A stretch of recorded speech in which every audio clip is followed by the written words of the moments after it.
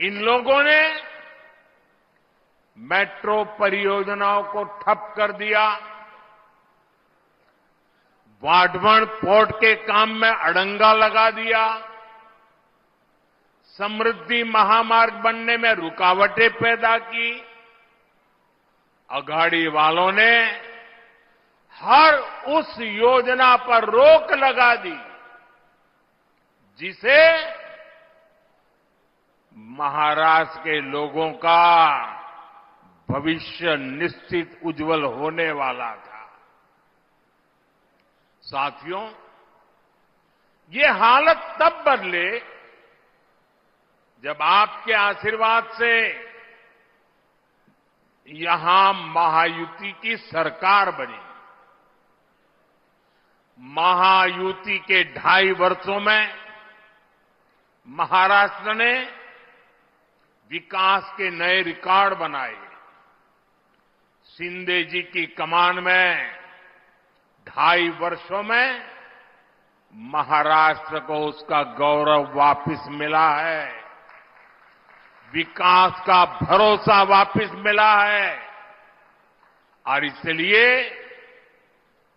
मैं महाराष्ट्र के मतदाताओं से आग्रहपूर्वक कहूंगा, आप सबको याद रखना है, भाजपा महायुती आहे तर गती आहे, महाराष्ट्राची प्रगति आहे।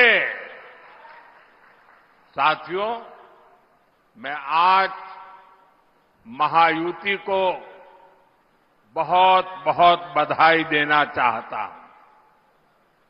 महायुति ने महाराष्ट्र को नई समृद्धि देने वाला वचननामा जारी किया है। महायुति के 10 संकल्पों की बहुत चर्चा हो रही है।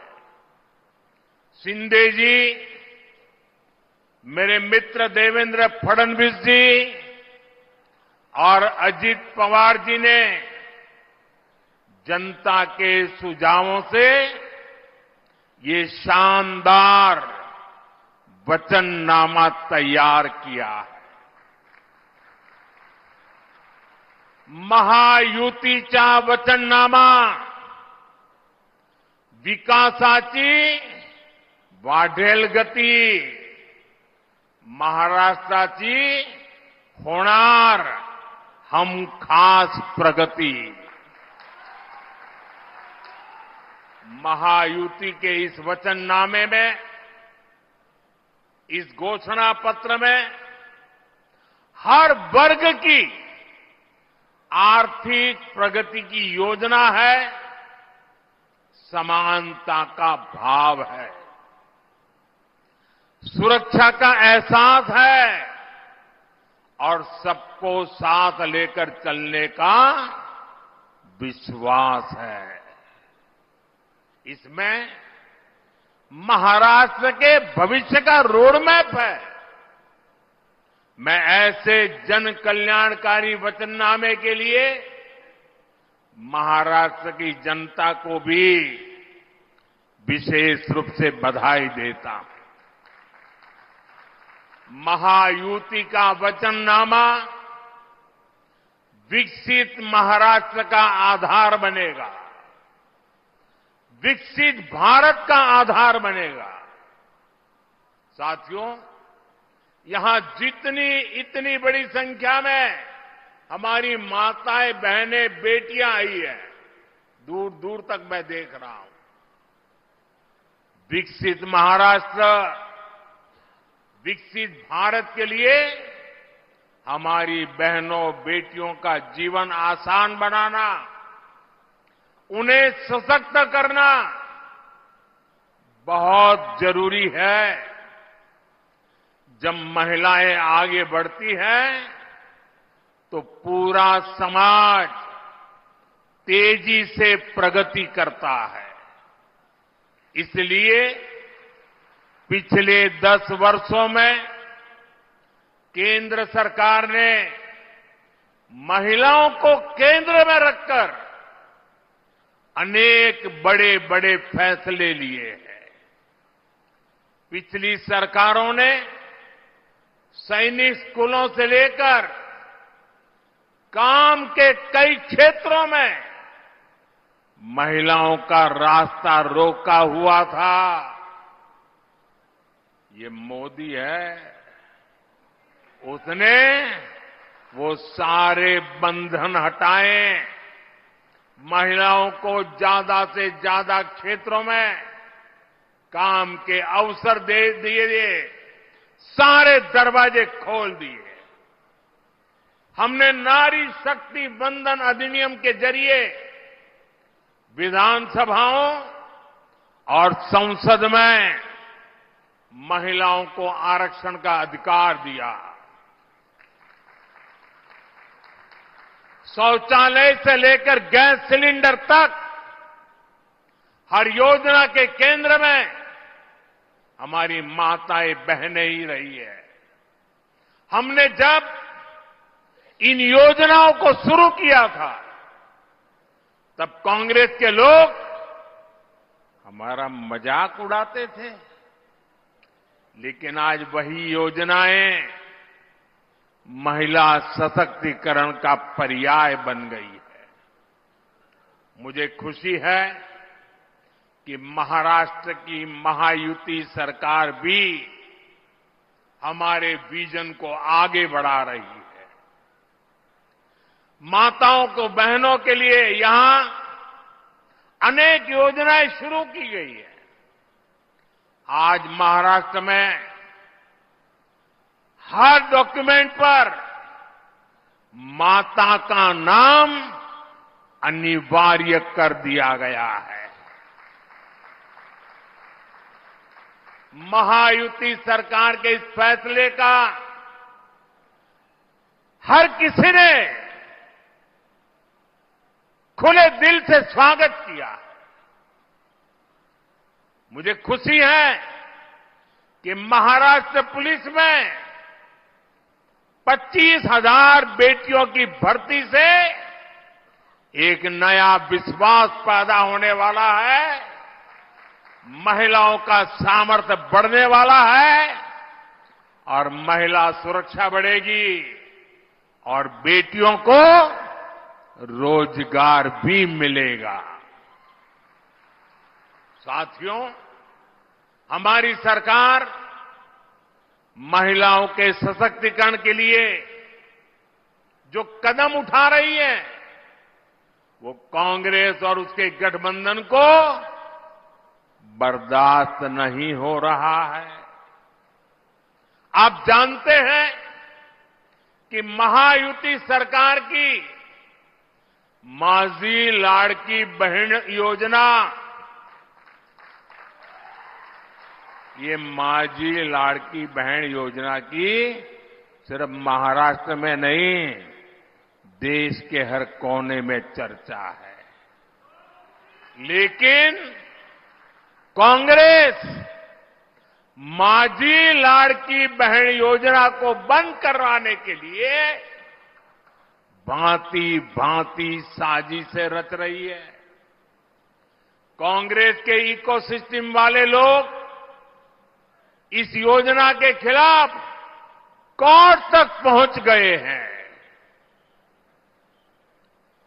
कांग्रेस और उसके साथियों ने ठान लिया है कि अगर उन्हें सत्ता मिली तो सबसे पहले इस योजना को बंद कर देंगे।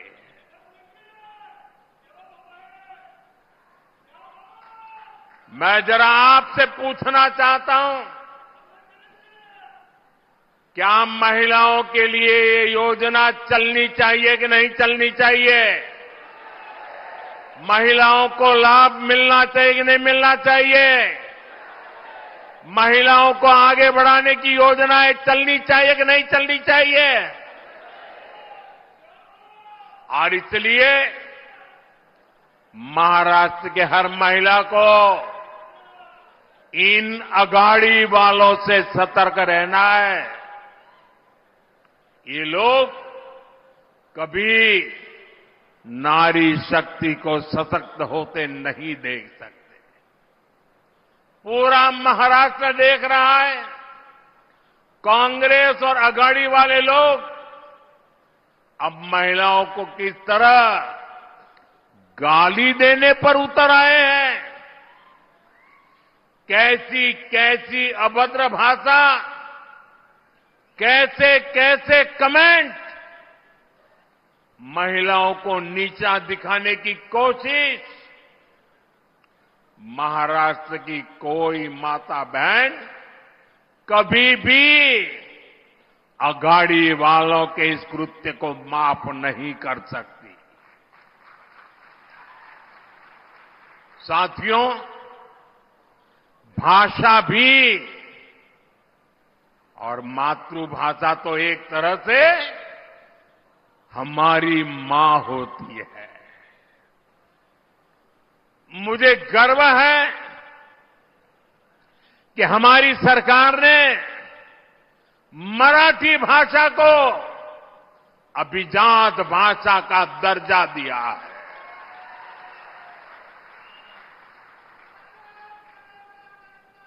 इस फैसले के बाद मुझे देश और दुनिया भर के मराठी भाषी लोगों के संदेश मिल रहे हैं। लोग इस फैसले से भावुक हैं। ये उनका वर्षों पुराना सपना था, जिसे हमारी सरकार ने पूरा किया है। भाइयों और बहनों, मराठी भाषा को अभिजात भाषा का दर्जा मिले, ये दशकों से महाराष्ट्र के लोगों की इच्छा थी, मांग थी। कांग्रेस पार्टी ने महाराष्ट्र में भी राज किया है, केंद्र में भी राज किया है और केंद्र में महाराष्ट्र में एक साथ भी राज किया है, सरकारें चलाई। लेकिन मराठी को अभिजात भाषा का दर्जा मिले, इन्हें इसकी जरूरत नहीं लगी। इन्होंने हमेशा मराठी भाषा के सम्मान की मांग को अनदेखा किया। उन्हें अब भी परेशानी हो रही है। ये काम मोदी ने कैसे कर दिया? मोदी ने क्यों कर दिया? महाराष्ट्र के नाम पर राजनीति करने वाले अघाड़ी वालों का यही असली चेहरा है। साथियों, महाराष्ट्र में डबल इंजन सरकार ने कैसे काम किया है, ये आज पूरी दुनिया भी देख रही है। आज विदेशी निवेश में, नए अवसरों में महाराष्ट्र पहली पसंद है। लगातार 2 साल तक महाराष्ट्र विदेशी निवेश में नंबर 1 रहा है। इस साल के पहले 3 महीने में 50% से ज्यादा, 50% से ज्यादा विदेशी निवेश अकेले मेरे महाराष्ट्र में आया है। महाराष्ट्र को सभी निवेश परियोजनाओं में प्राथमिकता दी जा रही है। इलेक्ट्रॉनिक वाहन परियोजना, ग्रीन एनर्जी और सोलर प्रोजेक्ट, स्टील प्रोजेक्ट, ऐसे कितने ही प्रोजेक्ट महाराष्ट्र के अलग अलग हिस्सों में स्थापित किए जा रहे हैं। भारत का सबसे बड़ा पोर्ट पूरे हिंदुस्तान का सबसे बड़ा ये पोर्ट भी, बंदरगाह भी हमारे महाराष्ट्र में बन रहा है। इंफ्रास्ट्रक्चर के बड़े प्रोजेक्ट से महाराष्ट्र में नए अवसर तैयार हो रहे हैं। साथियों, और जिस दिन मैं वाडवन पोर्ट के शिलान्यास के लिए आया था, उस दिन हमारे देवेंद्र जी ने पब्लिक में एक इच्छा व्यक्त की थी। उन्होंने कहा था कि हिंदुस्तान का सबसे बड़ा बंदरगाह बन रहा है। मोदी जी इतना सारा कर रहे हो, हजारों करोड़ लगा रहे हो, तो वहां एक एयरपोर्ट भी बना देना। उस दिन तो मैं चुप रहा था, लेकिन भाइयों बहनों, जैसे ही आचार संहिता खत्म होगी, जैसे ही महाराष्ट्र में महायुति की शपथ विधि हो जाएगी, मैं महाराष्ट्र सरकार के साथ बैठ करके देवेंद्र जी की इच्छा कैसे पूरी हो, इस बात के लिए काम करूंगा।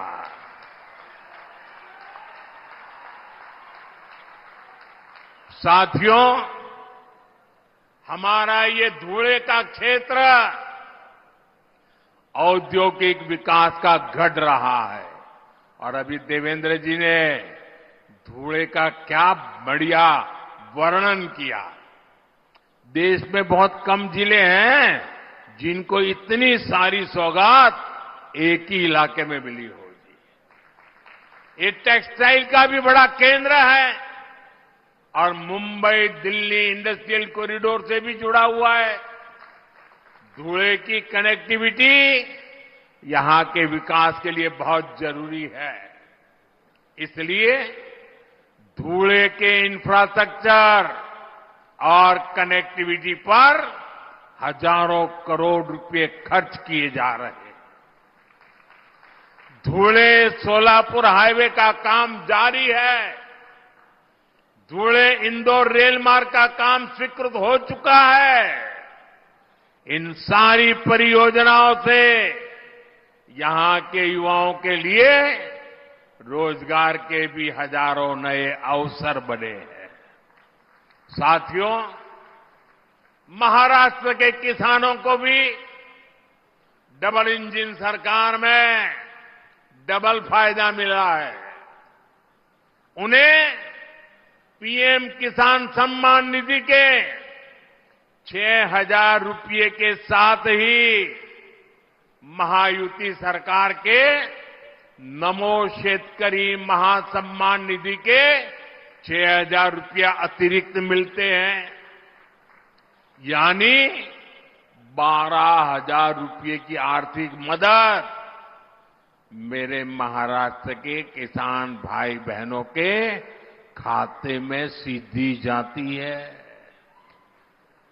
अब एक कदम आगे बढ़ते हुए महायुति की सरकार ने इस राशि को 15,000 रुपये तक बढ़ाने की घोषणा की है। इसका बहुत बड़ा फायदा महाराष्ट्र के और मेरे धुले के किसानों को भी होगा। केंद्र सरकार ने पिछले 10 वर्षों में किसानों के लिए जो काम किए हैं, उनसे कांग्रेस के खोदे गए गड्ढों को भरने में काफी मदद मिली है। आज किसानों के पास फसल बीमा की सुरक्षा है। किसानों को सस्ती बिजली के लिए सोलर पंप दिए जा रहे हैं। किसान की फसलों की खरीदारी भी आज रिकॉर्ड स्तर पर हो रही है। फसलों पर एमएसपी के दाम भी लगातार बढ़ाए गए हैं। यही बीजेपी और महायुति का संकल्प भी है और हमारा किसान खुशहाल हो और देश समृद्ध बने। साथियों, यहां धुले और आसपास के क्षेत्र में बड़ी संख्या में मेरे आदिवासी भाई बहन रहते हैं। सूरत के तो हम पास पड़ते हैं जी, आपके बिल्कुल एकदम सीधे पड़ोसी है और इसलिए मैं इस इलाके से भी काफी परिचित रहा। बीजेपी ने हमेशा सबका साथ सबका विकास की नीयत से काम किया है। इस संकल्प का प्रमुख हिस्सा हमारा आदिवासी समाज भी है। ये वो समाज है जिनका देश की आजादी में, देश के विकास में महत्वपूर्ण योगदान रहा है। लेकिन कांग्रेस और उसके साथियों ने कभी आदिवासी गौरव, आदिवासी स्वाभिमान पर ध्यान नहीं दिया। आदिवासी विरासत को न्याय मिले, आदिवासी युवाओं को बेहतर भविष्य मिले, क्या ये आपका अधिकार नहीं था? लेकिन इस काम में दशकों लग गए। जब अटल बिहारी वाजपेयी जी के नेतृत्व में बीजेपी की सरकार आई, तब अलग आदिवासी मंत्रालय बना। तब पहली बार आदिवासी हितों को, इस समाज की अपेक्षाओं को महत्व मिला। हमारी सरकार ने भगवान बिरसा मुंडा की जयंती पर जनजातीय गौरव दिवस की शुरुआत की है।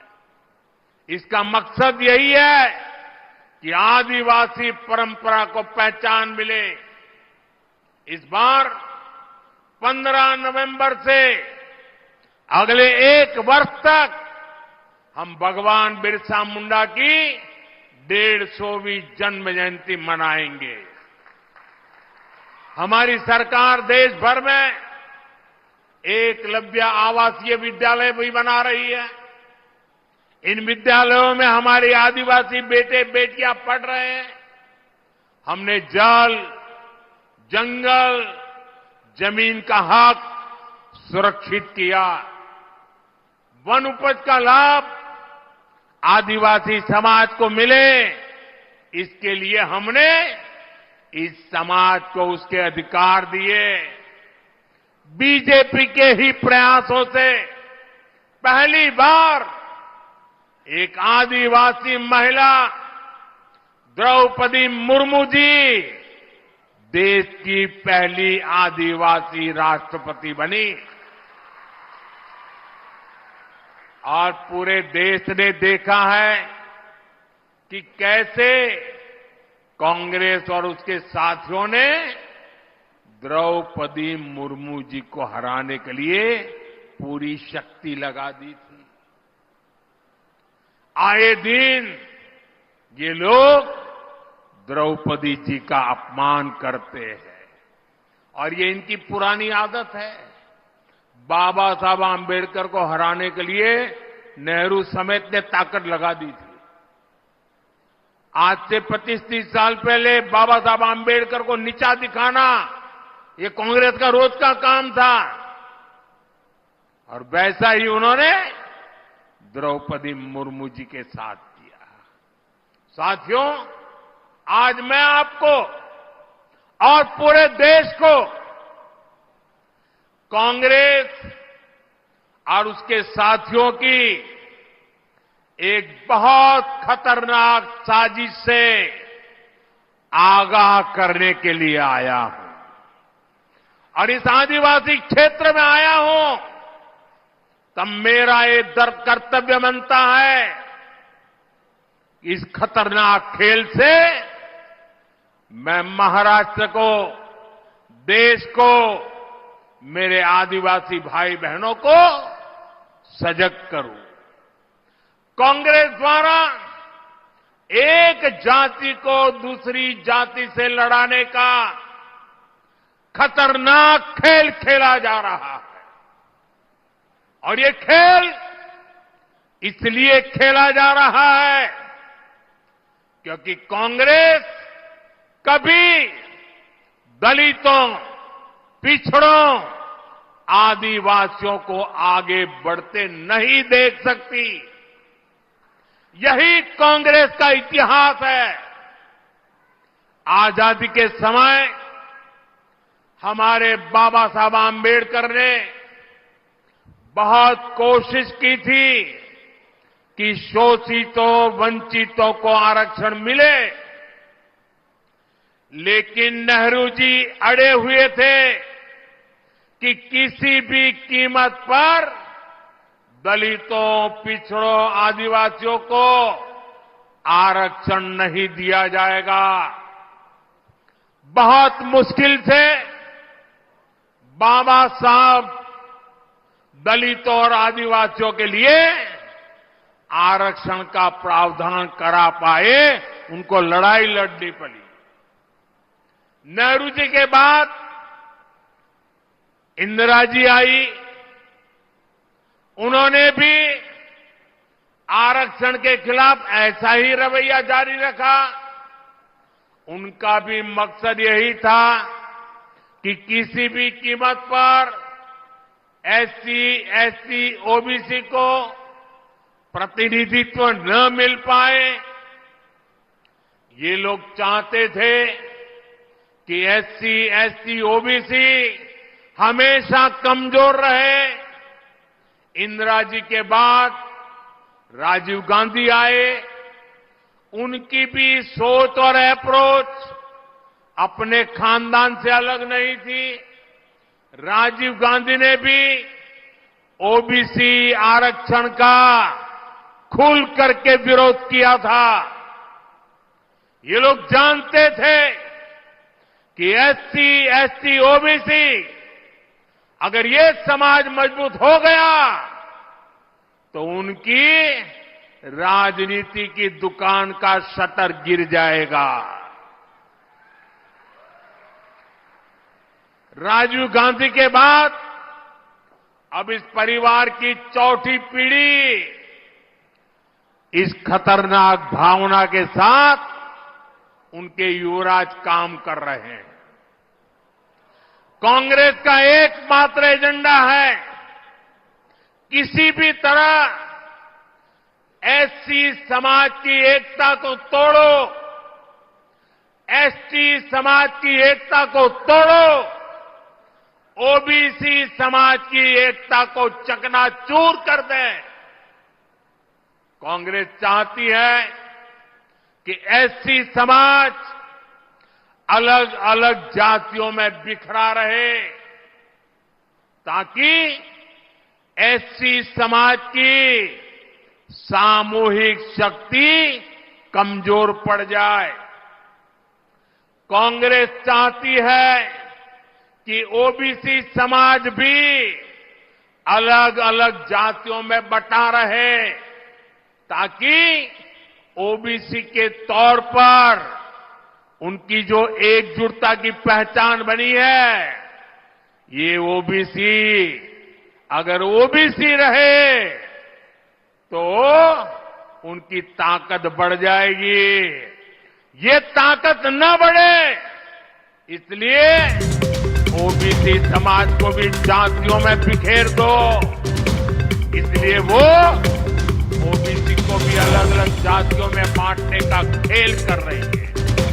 कांग्रेस चाहती है कि हमारा एसटी समाज अलग अलग जातियों में बटा रहे, क्योंकि आज आदिवासी के रूप में, जनजातीय समूह के रूप में, शेड्यूल्ड ट्राइब के रूप में समाज की एकता, समाज की एक पहचान, समाज की एकजुटता आज उभर करके आई है और वो मजबूती से अपनी आवाज उठा न पाए, इसलिए उनको भी छोड़ेगा। इतने लोग कांग्रेस के राज करते रहे, ये परिवार राज करता रहा। क्या कारण था बाबा साहब आंबेडकर का संविधान जम्मू कश्मीर में लागू नहीं हुआ? देश में 2 संविधान चलते थे। ये मोदी आया तब जाके बाबा साहब आंबेडकर संविधान जम्मू कश्मीर में लगा। और इसके कारण होता था क्या? कश्मीर में दलितों, वंचितों को उनका हक नहीं मिलने दिया। कांग्रेस ने आतंकवाद को संरक्षण दिया, अलगाववादियों का संरक्षण दिया। जो समस्या कांग्रेस ने पैदा की थी, हमने आर्टिकल 370 खत्म करके उस समस्या को भी खत्म कर दिया है। ये 21वीं सदी के भारत के सबसे बड़े फैसलों में से एक है। लेकिन जैसे ही मैं देशवासियों को कहता हूं, जरा जागिए, सचेत हो जाइए।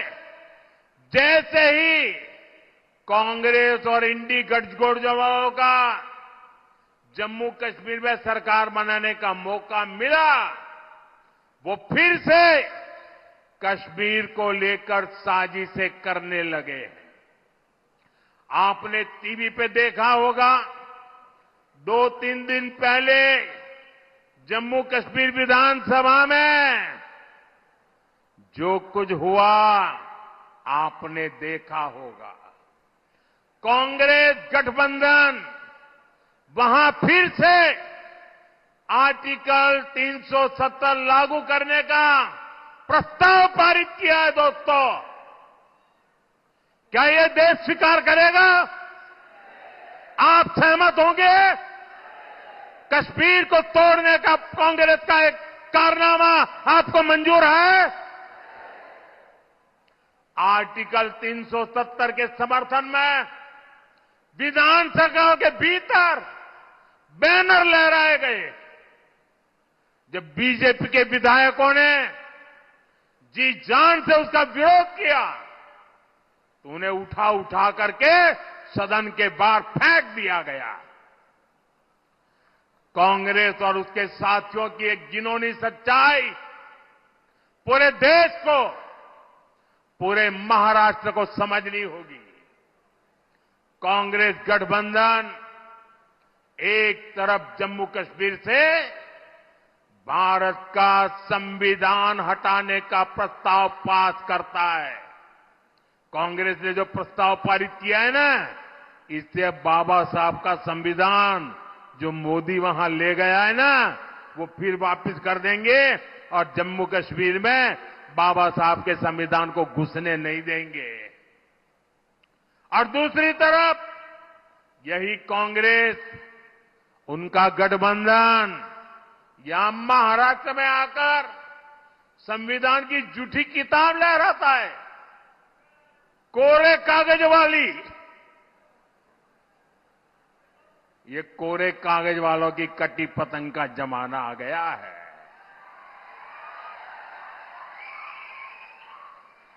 कांग्रेस गठबंधन एक तरफ जम्मू कश्मीर में दलितों को मिला अधिकार छीनने का प्रस्ताव पास करता है, वहीं दूसरी तरफ महाराष्ट्र में दलितों के अधिकार के नाम पर झूठ फैलाना, गुमराह करना, उनको भड़काने का काम कर रही है। कांग्रेस गठबंधन एक तरफ कश्मीर में आदिवासियों के अधिकार छीनने का ऐलान करता है, वहीं दूसरी तरफ महाराष्ट्र में आकर ये लोग आदिवासियों की आंख में धूल झोंकने का पाप कर रहे हैं, अधिकारों के झूठे नारे लगा रहे हैं। आजादी के 75 साल बाद जम्मू कश्मीर में बाबा साहब का संविधान लागू हुआ है, लेकिन ये कांग्रेस और उसके साथियों को ये बर्दाश्त नहीं हो रहा है। मैं कांग्रेस और यहां अगाड़ी वाले लोगों से कहना चाहता हूं, पाकिस्तान के एजेंडे को देश में बढ़ावा देने की कोशिश मत करो। कश्मीर को लेकर अलगाववादियों की भाषा मत बोलो। याद रखो, तुम्हारे ये मंसूबे कामयाब नहीं होंगे। और जब तक मोदी पर जनता जनार्दन का आशीर्वाद है, कांग्रेस वाले तुम कश्मीर में कुछ नहीं कर पाओगे। कश्मीर में आप केवल और केवल बाबा साहब आंबेडकर का संविधान ही चलेगा। ये मोदी का फैसला है। दुनिया की कोई ताकत अब कश्मीर में आर्टिकल 370 की वापसी नहीं करा सकती। साथियों, महाराष्ट्र आर्थिक प्रगति के रास्ते पर तेजी से आगे बढ़ रहा है। महायुति की सरकार हर वर्ग के विकास को लेकर प्रतिबद्ध है। आज प्रदेश में इंफ्रास्ट्रक्चर के जो काम हो रहे हैं, जन कल्याण की जो योजनाएं चल रही है, महिलाओं, युवाओं, आदिवासियों के हित को प्राथमिकता दी जा रही है। उन पर रुकावट नहीं आने देनी है, रोक नहीं होने देनी है, गति को धीमे नहीं होने देना है। इसलिए आप सभी को महायुति के पक्ष में मजबूती से खड़े रहना है। मैं विश्वास के साथ कह सकता हूं कि महायुति आपके परिवार, आपके बच्चों के भविष्य के लिए काम करती रहेगी। आप सभी इतनी बड़ी संख्या में हमें अपना आशीर्वाद देने आए। मैं सभी जो उम्मीदवार है इस बार, उनसे आग्रह करता हूं जरा आगे आ जाए। जो चुनाव लड़ रहे हैं, जो उम्मीदवार है, देवेंद्र जी आप भी चुनाव लड़ रहे हैं।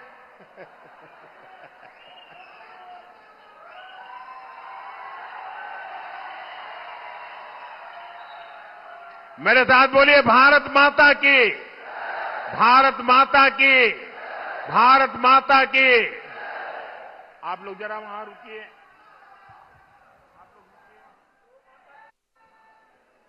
तोड़ना है हर पिंज।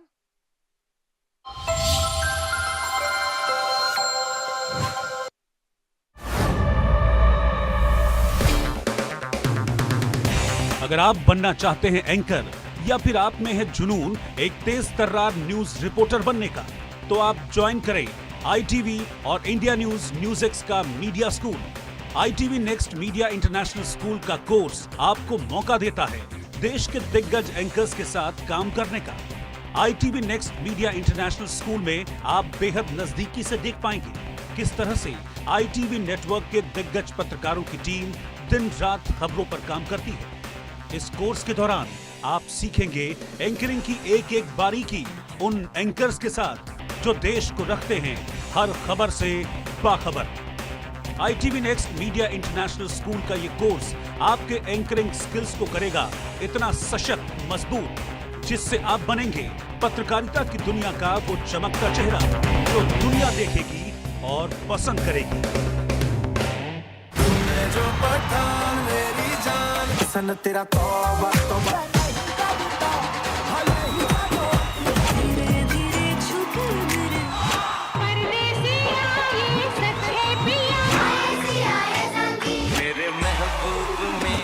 IFA Awards 2024 या साइलेंट अबू धाबी को प्रेजेंटेड बाय शोभा रियल्टी, को powered by Mysore and signature finest cardamom seeds. 10 नवंबर रविवार शाम 7:30 बजे जी टीवी पर।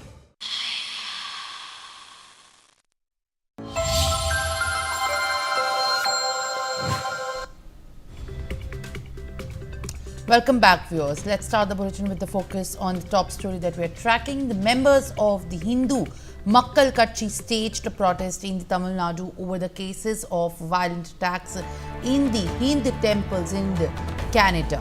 The members of Unite to peacefully call out the perpetrators of such violent attacks.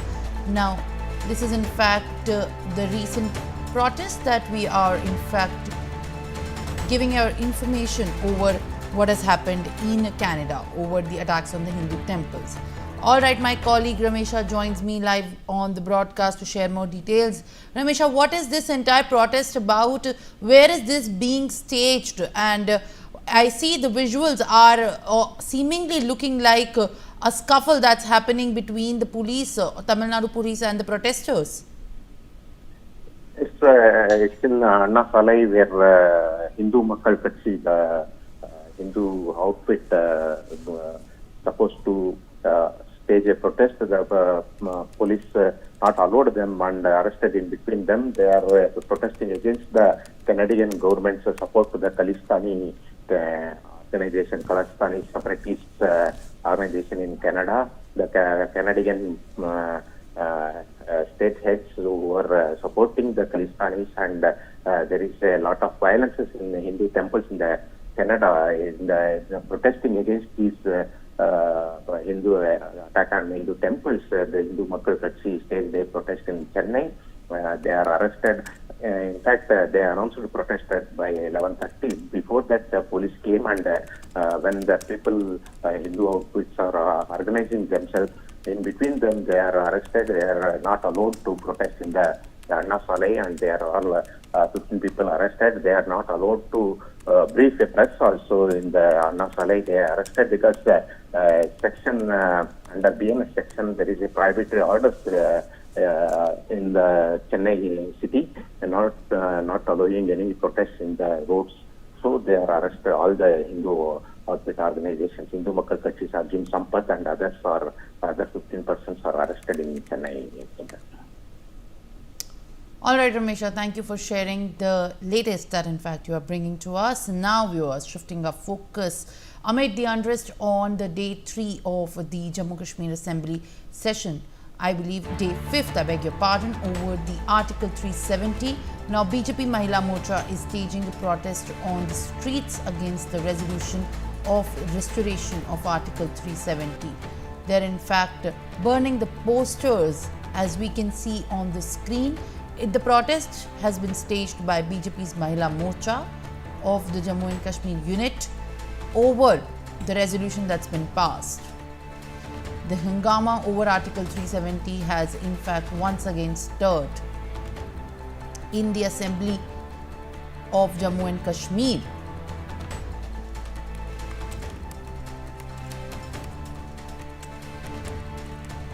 And chaotic scenes were witnessed in the Assembly, as well as BJP members have protested against the special status resolution. The ruckus has prevailed in Jammu and Kashmir for another day, viewers, as BJP members have protested over the special status resolution, leading the speaker to marshal out 12 opposition MLAs and the legislator. As the House has met for the day, BJP MLAs have also raised slogans like Pakistani agenda nahi chalega.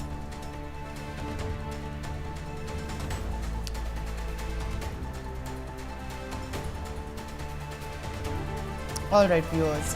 In the latest information that we are also tracking, Deputy Chief Minister Surinder Chaudhary had also moved a resolution on Tuesday that said the Legislative Assembly reaffirms the importance of the special status and constitutional guarantees, which safeguarded the identity, culture and rights.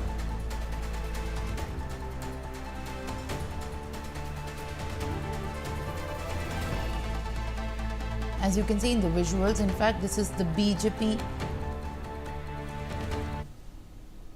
Alright, viewers, now it's time to shift our focus. The Supreme Court has deferred the question of the Aligarh Muslim University's minority status to a fresh bench and overruled the 1967 judgment that said the university cannot be considered a minority institution since it was created by a central law. Pronouncing the majority verdict, Chief Justice D.Y. Chandrachud laid down the test for considering the issue of minority status of AMU. The apex court, by a 4-3 majority, said the judicial records of the case should be placed before the CJI for setting up a fresh bench to decide the validity of a 2006 Allahabad High Court verdict. All right, viewers, let's also get the first reactions that we are tracking of the verdict that has come from the Supreme Court of the Maulana on this. We welcome the decision of the Honorable Supreme Court regarding the minority status of the illegal Muslim university. And Honorable Supreme Court has overruled its decision of 1967 in which the minority character was taken away, and the manner in which we have fought this case from Allahabad High Court up to the Supreme Court, and today's decision, I think, is a very historical decision. And as far as what the Supreme Court has said, that the regular bench of the court will determine further the minority status, whether it was found by the minorities or not. So we have more than enough historical evidence to prove that this university was found by the Muslims for the education of the Muslim community, by the donation of the Muslim community. So there is no question to say that it is not a Muslim or minority institution. And the big question is that if a legal Muslim university will not be given a minority status, then which institution will be called a minority institution, and what will happen to Article 30 of our Constitution? Now, viewers, let's also listen to some of the reactions that are coming at this point of time on this important judgment. Supreme Court has just delivered a judgment, and Supreme Court has simply given broad outlines about what are the indicia for the minority institutions. Supreme Court majority judgment has not said anything about the AMU. So we will go through the details of judgment, then we will decide our legal course of action. So as of now, as of today, what is the status of it will remain as a minority institution what it has been earlier. So now because nothing has been said. Unless until 3 judges pronounce a judgment, we can't say anything about the status. So now the 3-judge bench will decide the case. The matter has been given back to the 3-judge bench. Supreme Court has simply given a broad outline what exactly we mean by the minority institutions, what should be indicia for the deciding minority institution. That is the only majority judgment opinions about. It has not said anything about the AMU. That will be decided by the. बहुत मायने रखता है, इसका एक तारीखी एक character है, इसके एक जिस से इसकी शुरुआत हुई यूनिवर्सिटी की, यानी सबसे पहले स्कूल से 1875 में, फिर उसके बाद 1877 में कॉलेज से, फिर 1920 में यूनिवर्सिटी। तो और एक इसका सिर्फ ताल्लुक जो है सिर्फ एक एजुकेशन से नहीं बल्कि कल्चर से भी है उसमें, और जाहिर है इसके बारे में यही कहा जा सकता है इसकी बहुत अहमियत है AMU में जितने भी लोग हैं उनके लिए, और उनको खुशी है इस बात कि भाई ये जजमेंट आया है। All right, viewers, now Supreme Court Advocate Vineet Jindal joins me live on the broadcast on this matter where in fact Supreme Court paves the way to secure the minority tag to the Aligarh Muslim University. All right, sir, if you've joined us, I believe if you can hear me at this point of time, the AMU minority status has been in contention for a long time, but now the verdict seems to have paved way for the minority tag to be restored, although the final determination on whether the AMU is a minority institution was left for a separate bench, but the majority voted laid down, in fact, that for determining whether an educational institution can claim the minority status under Article 31 of the Constitution. What does this exactly mean for the AMU going forward? I'm audible? Hello? Yes, I can hear you, yes. Mr. Jindal. So, look, this question has been answered by the Supreme Court today itself, and it is not about only the educational institute. It is about the educational, the central education institute, the universities basically. Because there are other educational institutes, there are schools which is governed by minority tag. But it is the first matter where the question raised whether the central university can be giving a tag of minority or not, under the category of minority institution or not.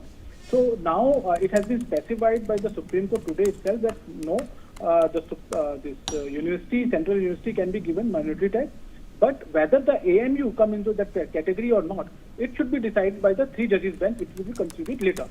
So now this question about AMU is still there. It has not been decided yet whether the AMU comes under that category or not, as the power which is governed under under Article 30 of Constitution has been given to AMU or not. So this question is still there, and it has been decided by three judges bench, which will constitute later. So we have to see whether the AMU, in respect of AMU, we have to see what the 3 judges bench later on give us their finding and judgment. But right now, in respect of whether the university can give a tag of minority, whether it is not yes or no, now it has been specified by Supreme Court today itself that yes, the minority tag can be given to a central university also.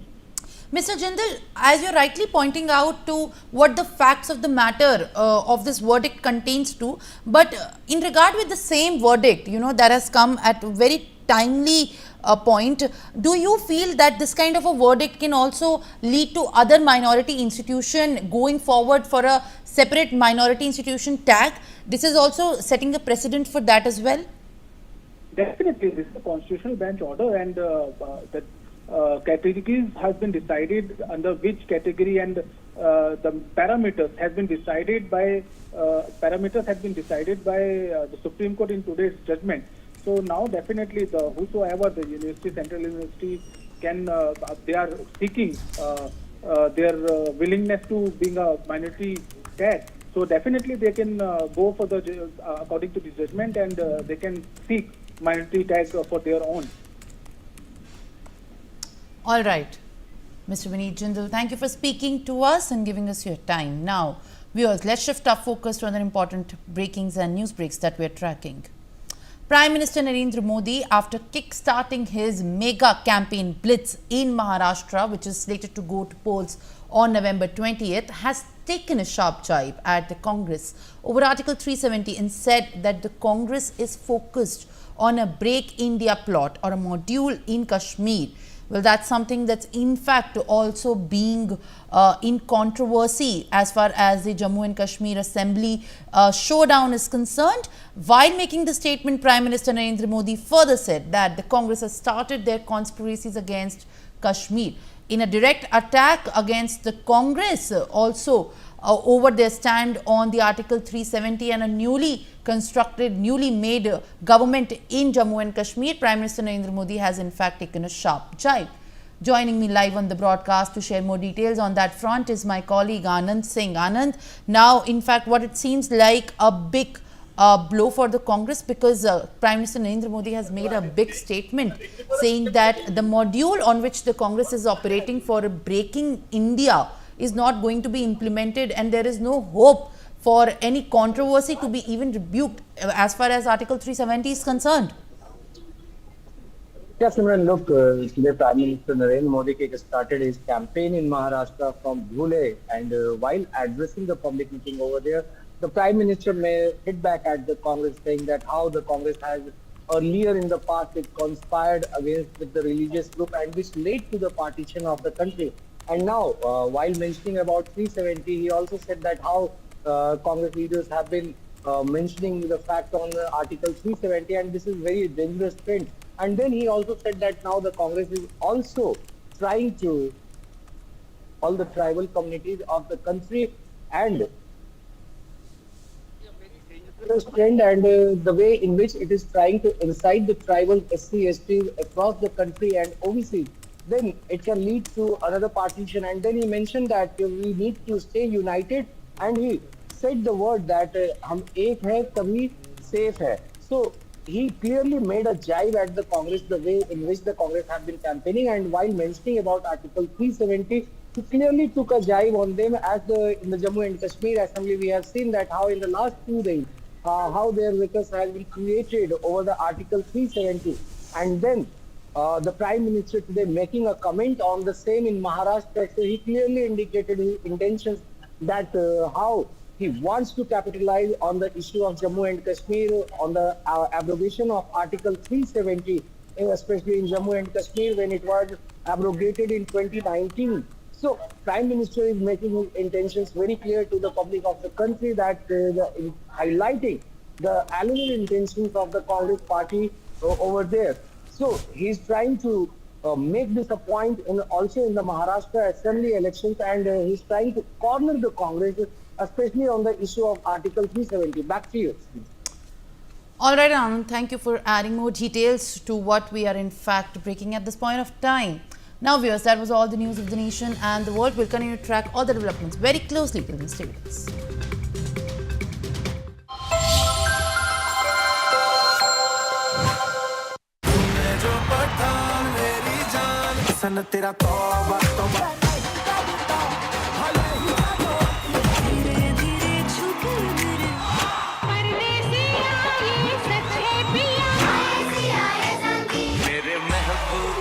Nexa IFA Awards 2024 Yas Island Abu Dhabi co-presented by Shobha Realty, co-powered by Mysore and Signature Finest Cardamom Seeds. 10 नवंबर रविवार शाम 7:30 बजे जी TV पर।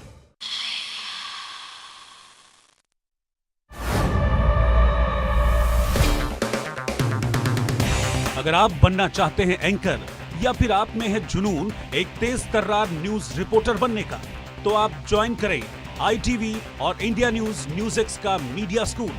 ITV next media international school का course आपको मौका देता है देश के दिग्गज एंकर्स के साथ काम करने का।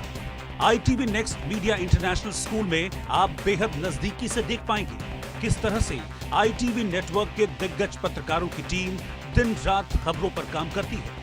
इस कोर्स के दौरान आप सीखेंगे एंकरिंग की एक एक बारीकी उन एंकर्स के साथ जो देश को रखते हैं हर खबर से बाखबर। ITV next media international school का ये कोर्स आपके एंकरिंग स्किल्स को करेगा इतना सशक्त, मजबूत, जिससे आप बनेंगे पत्रकारिता की दुनिया का वो चमकता चेहरा जो दुनिया देखेगी और पसंद करेगी।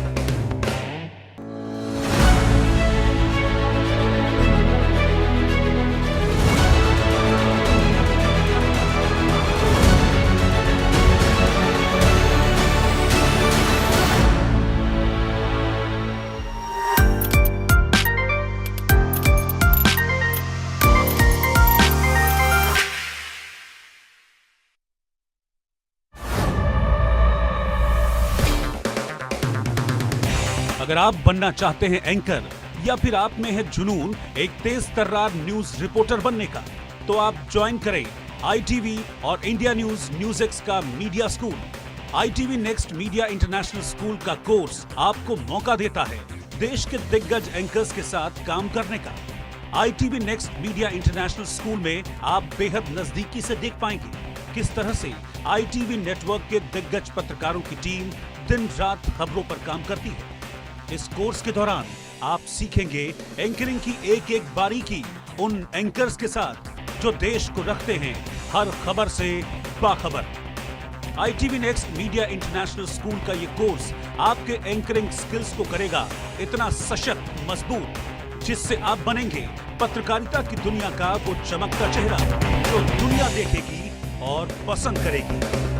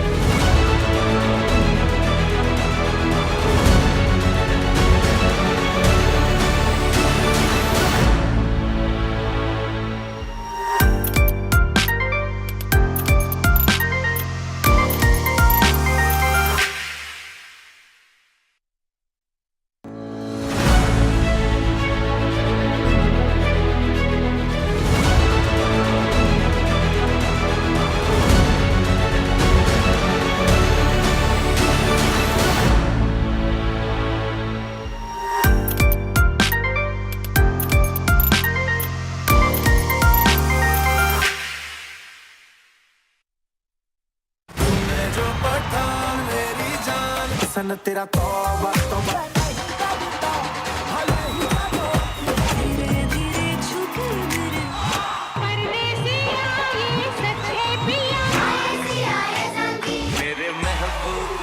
Nexa IFA Awards 2024 या साइलेंट अबू धाबी को प्रेजेंटेड बाय शोभा रियल्टी को powered by Mysore and signature finest cardamom seeds 10 नवंबर रविवार शाम 7:30 बजे जी टीवी पर।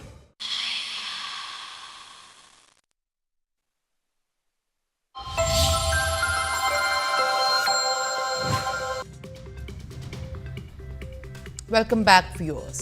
Now let's start the bulletin with the focus on the top story of this hour. Prominent Canada outlet Australia Today, a prominent media outlet for the Indian diaspora in the Australian, has raised serious concern after its social media pages and accounts were blocked in Canada. The restriction followed the airing of a press conference featuring India's External Affairs Minister Dr. S. Jaishankar and Australia's Foreign Minister Penny Wong, which sparked tensions between Canada and India. The managing editor of the Australia Today has issued a statement and expressed gratitude to those who supported the outlet amid media blackouts. He has made it abundantly clear that despite all the challenges, their motto has and continue to be to remain free press, transparency and accuracy. All right, viewers, joining me live on the broadcast is Australian Today Editor-in-Chief Jitharth Jay Bhardwaj. I appreciate you speaking to me, sir, on the broadcast, and thank you for giving your time to NewsX. What exactly do you feel has, at this point of time, been such a prominent reason for this kind of a blackout?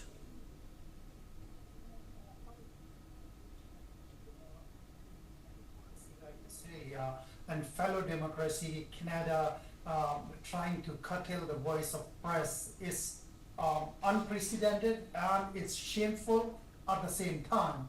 I feel issues, diverse voices should be listened to, should be understood and should be discussed in press with all the freedom it can have. What Canada has done is probably not in the spirit of democracy which we live in the West. And also, sir, the more emphasis actually is over how did you come to know about such of a blackout? Because I believe that there would have been any signs in case in the past as well.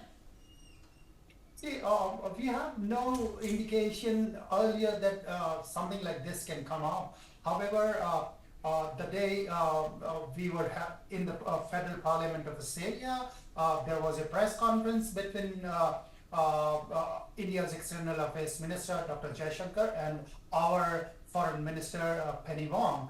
I was covering that and I asked a simple question: what has happened in Canada a couple of days back, attack on Hindu temples by Khalistan supporters. Both of them forthcomingly replied to my question. That was the chunk of 2.5 minutes which we have put on our social media accounts, including Facebook. It was going viral. A lot of people were responding from Canada on that piece of information. And in few hours' time, I got some opportunities to interview India's External Affairs Minister as an Australian news outlet and Australian journalist. And I took that opportunity and we had an interview of around 7 minutes something. When we posted that interview on Facebook, it also started doing, there were a lot of response on that Facebook page. Canadian followers were also sending us messages and responding to it. However, in like 40 minutes or so, we started getting messages that we can't see. Have you taken down this interview? And we didn't. We checked what is happening. And somebody sent us a screenshot saying that this content cannot be viewed in Canada as per Canadian government's orders on legislation XYZ, whatever it was. So we inquired further with few other people, and everyone said that yes, we are getting this notification, and that's how we came to know that our content, our interview with Indian External Affairs Minister and the press conference content has been banned or restricted in Canada. This was unfortunate. This was very surprising also for us that Canadian government will do this way. I'm not sure why they did it. They didn't like the content. They didn't like Indian External Affairs Minister or Australian Foreign Minister talking about the situation of Hindus in Canada. I can't say much about that, but what I can say is our content was not being viewed in Canada by our followers. So if I do believe and understand the kind of conduct in which you are saying you came to know, I believe then it was blocked even before it was broadcasted in Canada. Sorry, say that again. I didn't get it. Mr. Bhardwaj, what I'm essentially asking is that before it could even be broadcasted in Canada, the content and the interview was blocked. See, I suppose for 40 minutes or so, interview was visible in Canada. However, after 45 minutes or something, our followers notified us, now we can't see it. So initially it was seen in Canada and then it was blocked.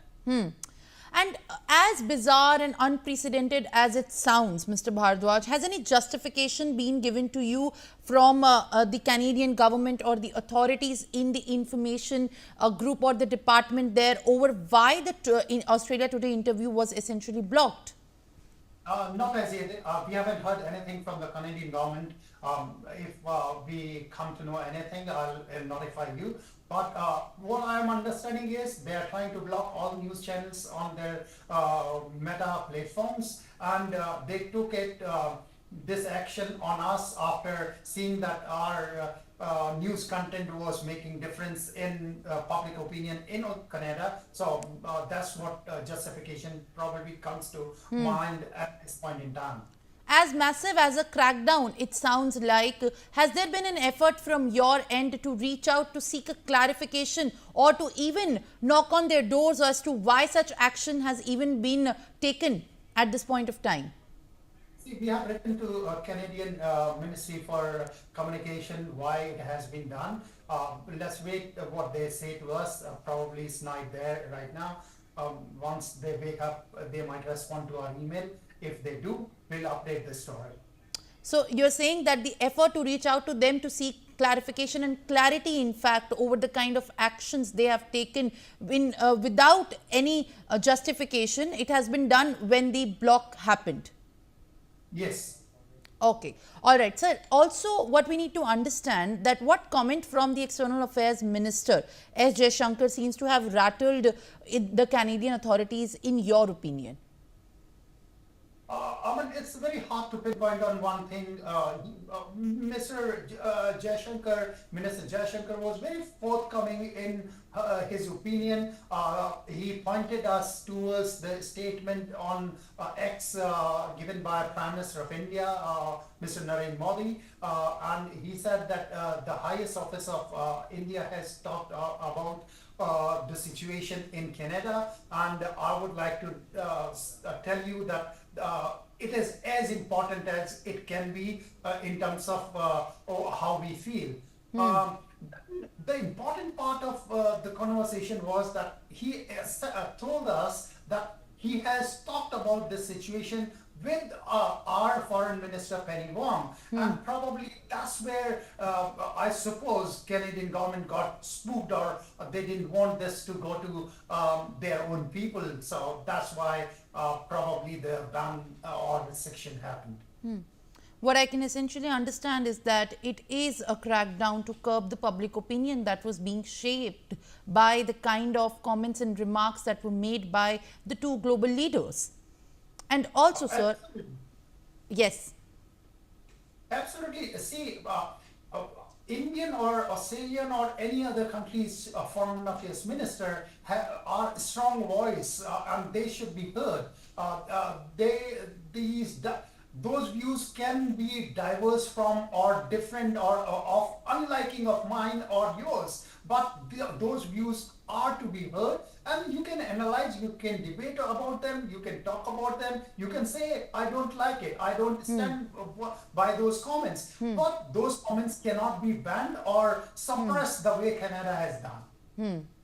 Sir, NewsX is also being telecast in Canada. Is there a specific message after this entire crackdown that you would like to give to the Canadian authorities and the viewers who are listening to you at this point of time? And you yourself have very courageously given out a message that you want to maintain transparency and free press freedom.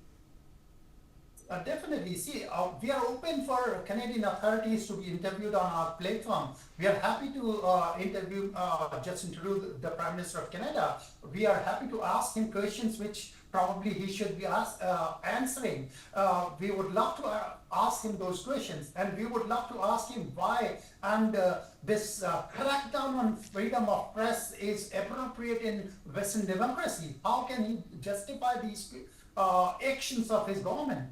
These are the questions I would love to ask him. And the message to Canadian multicultural community members is that we will keep on asking questions. We will keep on doing the stories which matter to them. Is this also going in the direction of you possibly being the first one to raise the voice against such blackouts and such kind of efforts in curbing the freedom of the press when we are looking at this point of time? Because if such an incident has happened, it has the possibility of arising it for the next time. In fact, at the behest of the decisions that can be seen very much in perspective by the Canadian authorities. Let me tell you one thing. The Canadian authorities are acting in such a way. Almost for the last 1.5 years, the Sikh for Justice, Gurpat Singh Pannu, has been issuing direct threats to us. He has been putting pictures of my team, my editors, reporters. He's putting our pictures and asking his followers to take action, and he's just showing a gun sign on that. We have informed Canadian authorities about all this, and they have taken no action. So it seems that Canadian authorities are at the moment bending to a certain point of view and favoring that. And I don't see, unless there is a drastic change in Canadian government's point of view, I don't see any change there. Of course, what seems to be there as an open secret is that the Canadian authorities are turning a blind eye to these extremist incidents and also these acts of violence. But since you are an Australian-based broadcaster, have you also registered this matter with the Australian authorities and the information department there? Because right now you have only revealed that your own staff and colleagues and people working in the telecast have been attacked and been given threats by the Canadian authorities. Yeah, we have notified all these threats and everything. Even the Australian Federal Police has been notified, and Australian Home Affairs Minister, the previous Home Affairs Minister, she was notified and she took action. We were kind of advised on our safety by Australian authorities, how to be, and the Press Council has also taken note of this. A lot of things were going behind the scene to make sure our team is safe. However, right now, in terms of Canadian government taking this crackdown on our website, I haven't heard anything from Australian government. I hope I do hear something about it. So one last thing that I want to ask you before I let you go is that what exactly is your take on the recent incidents which you in fact are facing at this point of time in the fight for the freedom of press? See, we will keep on doing what we should be doing. That's raising the issues which matter to people. These cult communities, these multicultural communities, they are left out. Their voices are left out from mainstream media, but we will raise them. We will bring them forward, even if we have to face whatever ban restrictions by these autocratic leaders like Justin Trudeau. We don't care. We are not afraid of them. We will talk truth to these these powerful people, powerful politicians, but we will bring out those voices, those stories which matter. And especially Indian Australian diaspora globally, we will bring out their stories which matter to them, and nobody, I stress on this, nobody can suppress these stories. All right. Jatar Jai Bhardwaj, thank you for speaking to NewsX and giving us your time at this point when, in fact, Canada's action of banning and cracking down on the freedom of press is ongoing. Well, viewers, now it's time to move on to another important news that we are tracking at this point of time. The priest of the Hindu temple in the Canadian city of Brampton has been suspended for spreading violence rhetoric during the recent clashes between protests carrying Khalistani flags and the people present there. This comes after Khalistani goons orchestrated unprovoked attacks at the Hindu Sabha temple in Brampton and attacked devotees, women and even children. Now here's what it makes problematic. The Khalistani who demonstrated unprovoked attacks are out and about. They are being protected by the Trudeau government. Meanwhile, a Hindu priest has been suspended for calling out the violence against Hindus and the attacks on the Hindu temples. All right, viewers, joining me live on the broadcast is my colleague Brian. Brian, it seems like the action that should have been taken by the Canadian authority against the people, against the separatists who are inciting violence, is now being taken on the Hindu priest who in fact called out the violence in the first place. What is the latest that you're tracking from your sources as far as the confirmation over the suspension of the priest of the Hindu temple is concerned in Brampton? Well, Simran, now the latest that we are, we are getting from our sources, that now the Hindu temple priest in Brampton, Canada, who had been now suspended for alleged violence rhetoric, now has been reinstated. Now, this is the latest that we are letting you know. The Hindu Canadian Foundation has announced on X that Rajendra Prasad was cleared of any wrongdoings and restored to his position as the temple priest. And the organization suggested that recent events reflect a concerted effort to discredit Hindu Canadians and broader Hindu community. Now, the foundation also criticized Brampton's, Mayor Patrick Brown, accusing him of damaging the priest's reputation also by posting allegations on his official account without evidence or proper investigation. And even very important to note, Simran, that the foundation stated that Hindu Canadians and Hindus in Brampton are demanding a clear explanation. And talking about this very incident, the priest's suspension followed a November 3rd incident at the Hindu Sabha temple where demonstrators reportedly bearing Khalistani flags disrupted a consular event which was co-hosted by temple authorities and the Indian consulate. And even in its official statement also, the Hindu Canadian Foundation clarified that Hindu Sabha had initially suspended priest Rajendra Prasad after learning of his alleged movement, and following a review, however, the temple has now reinstated him. This is the major breaking that we're letting you know. And even it was said also that based on a preliminary input, priest Rajendra Prasad was suspended, and as a result of further review that they did, they have now reinstated priest Rajendra Prasad to his duties and responsibilities at Hindu Sabha. And the statement read at the temple also rather Simran underscored its commitment to promoting unity and peaceful coexistence with Canada's diverse society. Simran. Well, all right, Brian, thank you for sharing. In fact, the latest what we're tracking so far is that the priest Rajendra Prasad, who made the speeches at the Hindu Sabha temple asking Hindus to unite, was suspended by the temple on 5th, and just 2 days later, he has now been reinstated by the temple authorities at the Hindu Sabha now. All right, joining me live on the broadcast for more details, in fact, is my guest, Sanjeev Srivastav. Sir, I appreciate you joining me live on the broadcast. What is your take on what's Canada and the Trudeau government doing right now? In fact, this is only seemingly increasing troubles for their own government as far as the crackdown on the press is concerned. Now the suspension of the priest is concerned. Where are these actions heading to?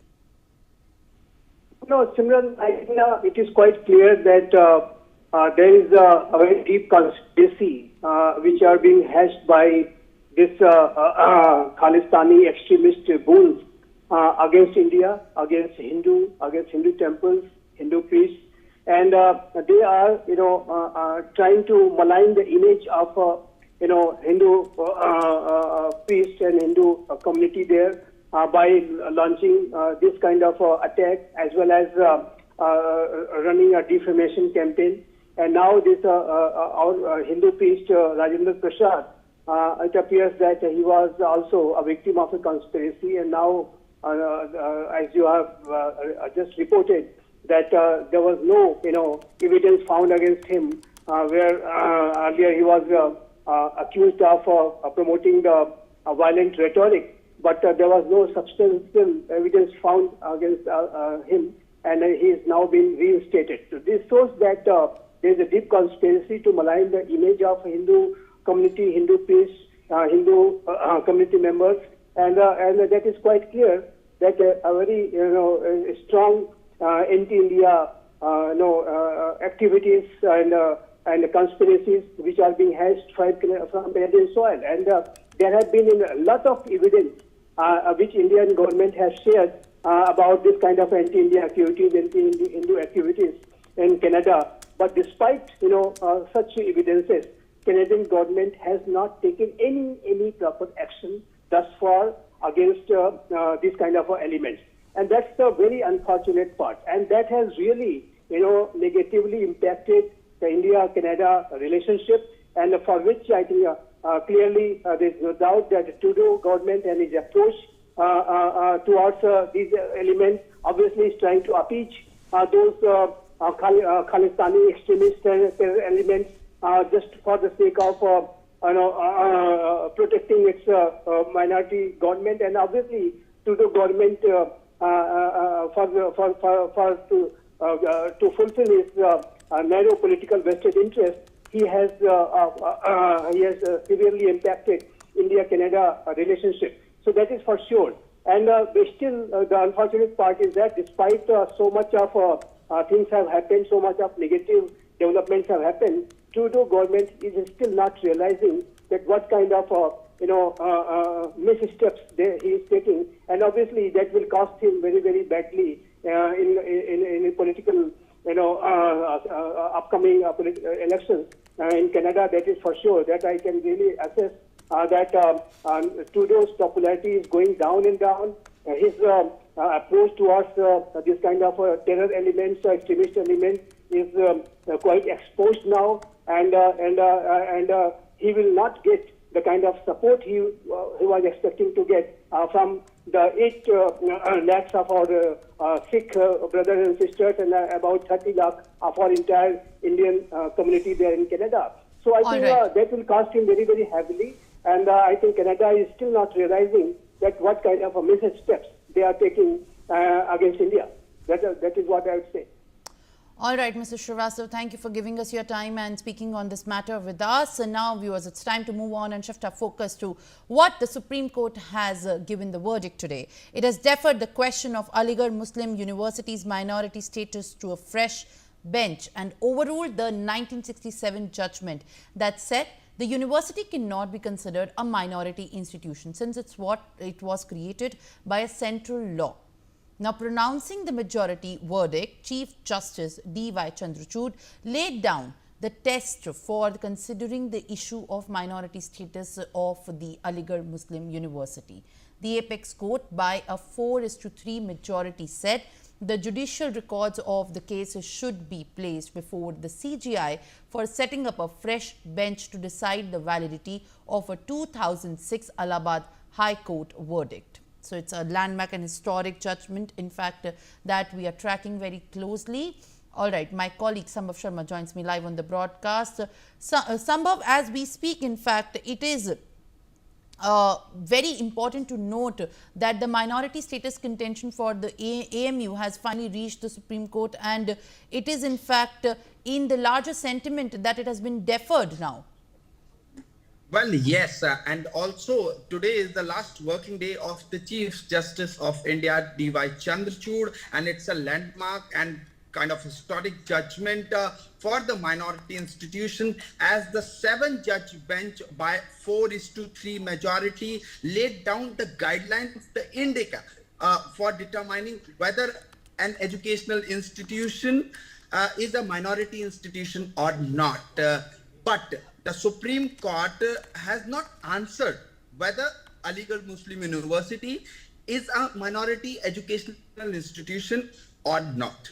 However, the top court today has scrapped or taken down this overruled 1967 judgment in Aziz Basha. And Basha judgment, as per the Basha judgment, the educational institution can claim minority tag only if established and managed by the minority institution. Now this has been overruled. After it has been overruled, the matter is put to a regular bench. All right, Sambhav, thank you for sharing the details. In fact, the Supreme Court overrules 1967 AMU judgment. And now let's shift our focus to what's happening in the poll-bound state of Maharashtra, where Prime Minister Narendra Modi is addressing a large gathering in Dhule. Let's now cut across. सियासी कुचक्र को तोड़कर BJP को अभूतपूर्व जीत दिलाई थी और आज एक बार फिर मैं धुले की धरती पर आया हूं। धुले से ही मैं महाराष्ट्र में चुनाव अभियान की शुरुआत कर रहा हूं। आपका ये प्यार, ये अपार जन समर्थन, ये जन समूह, जितने लोग पंडाल में हैं उससे ज्यादा पंडाल के बाहर है।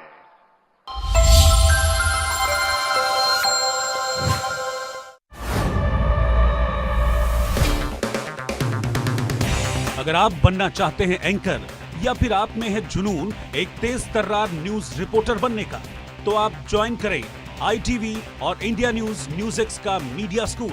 ITV next media international school का कोर्स आपको मौका देता है देश के दिग्गज एंकर्स के साथ काम करने का। ITV next media international school में आप बेहद नजदीकी से देख पाएंगे किस तरह से ITV नेटवर्क के दिग्गज पत्रकारों की टीम दिन रात खबरों पर काम करती है। इस कोर्स के दौरान आप सीखेंगे एंकरिंग की एक एक बारीकी उन एंकर्स के साथ जो देश को रखते हैं हर खबर से बाखबर। ITV next media international school का ये कोर्स आपके एंकरिंग स्किल्स को करेगा इतना सशक्त, मजबूत, जिससे आप बनेंगे पत्रकारिता की दुनिया का वो चमकता चेहरा जो दुनिया देखेगी और पसंद करेगी। तेरा तौबा तौबा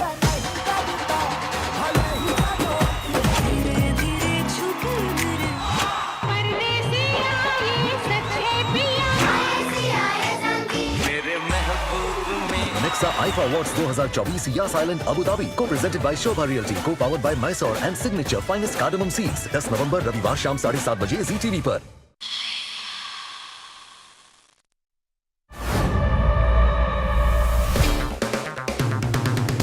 अगर आप बनना चाहते हैं एंकर या फिर आप में है जुनून एक तेज तर्रार न्यूज रिपोर्टर बनने का, तो आप ज्वाइन करें ITV और इंडिया NewsX का media school. ITV next media international school का कोर्स आपको मौका देता है देश के दिग्गज एंकर्स के साथ काम करने का। ITV next media international school में आप बेहद नजदीकी से देख पाएंगे किस तरह से ITV नेटवर्क के दिग्गज पत्रकारों की टीम दिन रात खबरों पर काम करती है। इस कोर्स के दौरान आप सीखेंगे एंकरिंग की एक एक बारीकी उन एंकर्स के साथ जो देश को रखते हैं हर खबर से बाखबर। ITV next media international school का ये कोर्स आपके एंकरिंग स्किल्स को करेगा इतना सशक्त, मजबूत, जिससे आप बनेंगे पत्रकारिता की दुनिया का वो चमकता चेहरा जो दुनिया देखेगी और पसंद करेगी।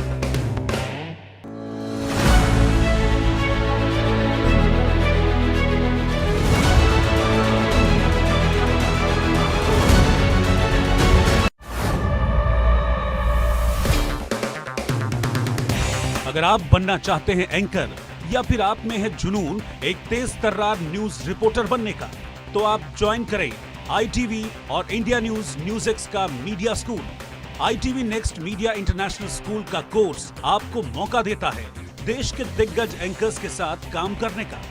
ITV next media international school में आप बेहद नजदीकी से देख पाएंगे किस तरह से ITV नेटवर्क के दिग्गज पत्रकारों की टीम दिन रात खबरों पर काम करती है। इस कोर्स के दौरान आप सीखेंगे एंकरिंग की एक एक बारीकी उन एंकर्स के साथ जो देश को रखते हैं हर खबर से बाखबर। ITV next media international school का ये कोर्स आपके एंकरिंग स्किल्स को करेगा इतना सशक्त, मजबूत, जिससे आप बनेंगे पत्रकारिता की दुनिया का वो चमकता चेहरा जो दुनिया देखेगी और पसंद करेगी।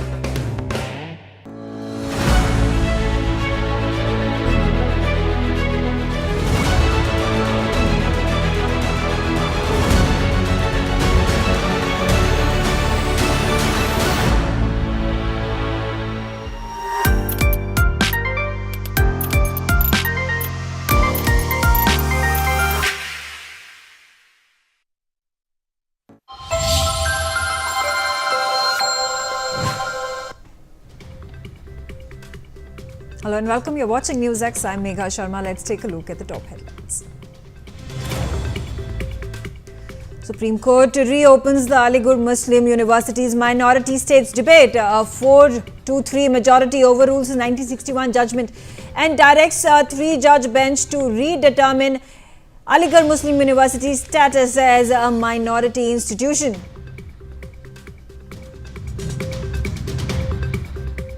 Prime Minister Narendra Modi takes on Congress's caste survey pitch in Maharashtra in Dhule. He accuses Congress of conspiring to divide castes and tribes as he kicks off his Maharashtra rally campaign. A Hindu priest has been arrested in Canada's Brampton for spreading quote-unquote violent rhetoric during the recent clashes, carrying Khalistani flags and the people that were present there.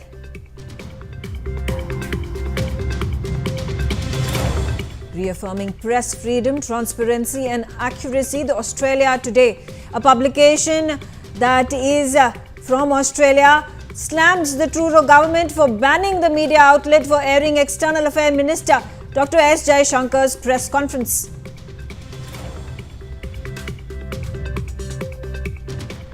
Seven houses have been set ablaze by attackers in Manipur's Jiribam. Incident reported in Zairon Himar village. A mother of 3 has been shot to death.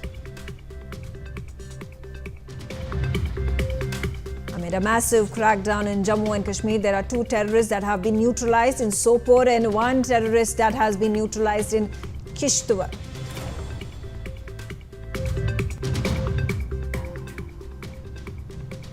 Day 3 of the Jammu and Kashmir Assembly session doesn't get worse as the lawmakers clash a divisive resolution on Article 370.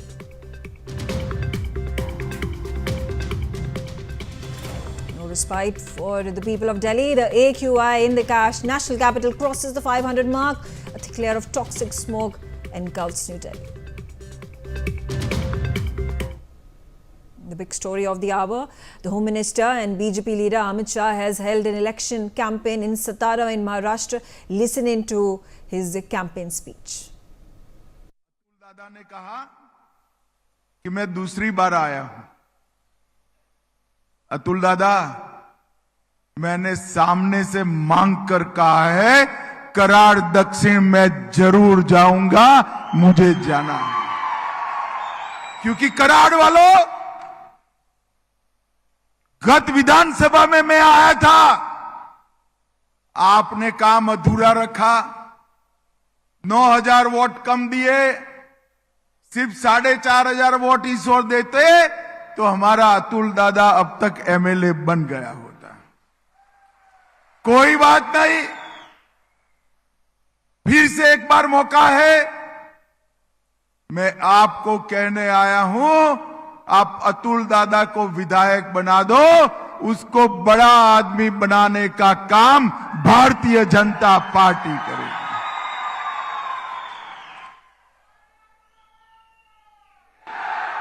भाइयों बहनों, 2019 में भाजपा सेना युति को बहुमत मिला था, जनादेश मिला था।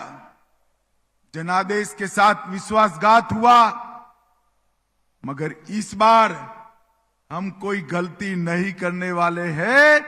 इस बार महायुति की सरकार प्रचंड बहुमत के साथ आने वाली है, प्रचंड बहुमत के साथ। सातारा जिला हमेशा से वीरों की भूमि रहा है। सातारा की गद्दी ने शिवाजी महाराज के, संभाजी महाराज के मृत्यु के बाद कई सालों तक औरंगजेब के दांत खट्टे करने का काम किया और आज भी यहां से हजारों युवा मां भारती की सेना की भर्ती होकर मां भारती के लिए प्राण देने के लिए तत्पर रहते हैं। सातारा की वीर माताओं को मैं मनपूर्वक प्रणाम करना चाहता हूं, जिन्होंने अपने नौनिहालों को सेना में रक्षा के लिए भेजा है। भाइयों बहनों, नरेंद्र मोदी जी हमेशा से सेना के जवानों का सम्मान करते हैं। इंदिरा गांधी ने एक वादा किया था, 1 रैंक 1 पेंशन का। 40 साल कांग्रेस की सरकार रही, इंदिरा जी रही, राजीव जी रहे, सोनिया मनमोहन रहे, मगर 1 रैंक 1 पेंशन का वादा पूरा नहीं हुआ। वो वादा पूरा करने का काम हमारे नेता, आपके प्रिय देश के प्रधानमंत्री नरेंद्र मोदी जी ने किया, नरेंद्र मोदी जी ने। और 1,55,000 करोड़ रुपया ये 10 साल में तनख्वाह से ज्यादा 1 रैंक 1 पेंशन के तहत हमारे सेना के जवानों के और उनके परिवार के अकाउंट में भेज दिया है।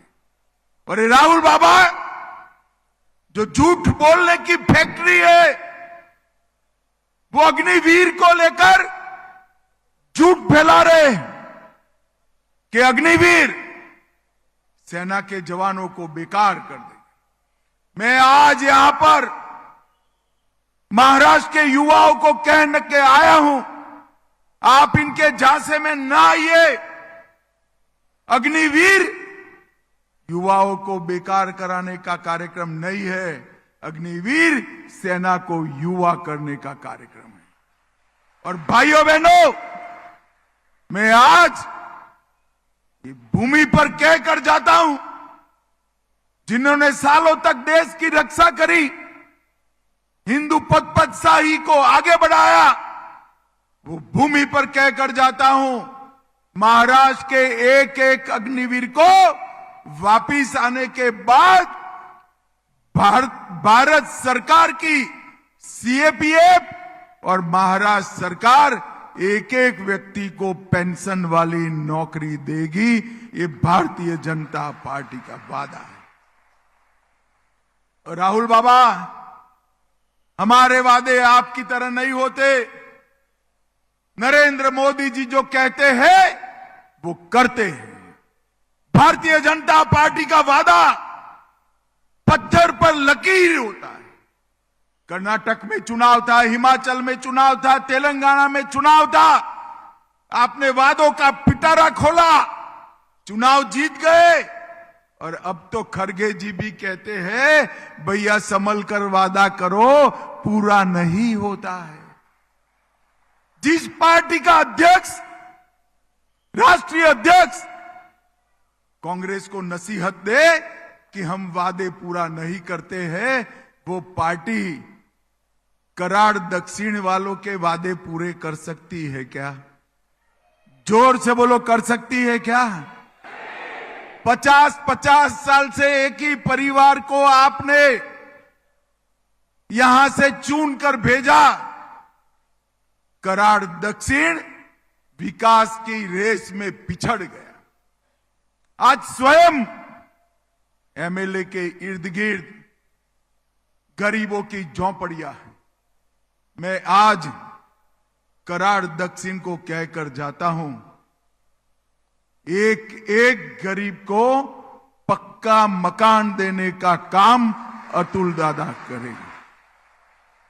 और अतुल बाबा को भी कहना चाहता हूं, प्रधानमंत्री जी की जो आवास योजना है, इसकी प्रायोरिटी गरीब व्यक्ति है, इसमें कोई कृपा नहीं करता है।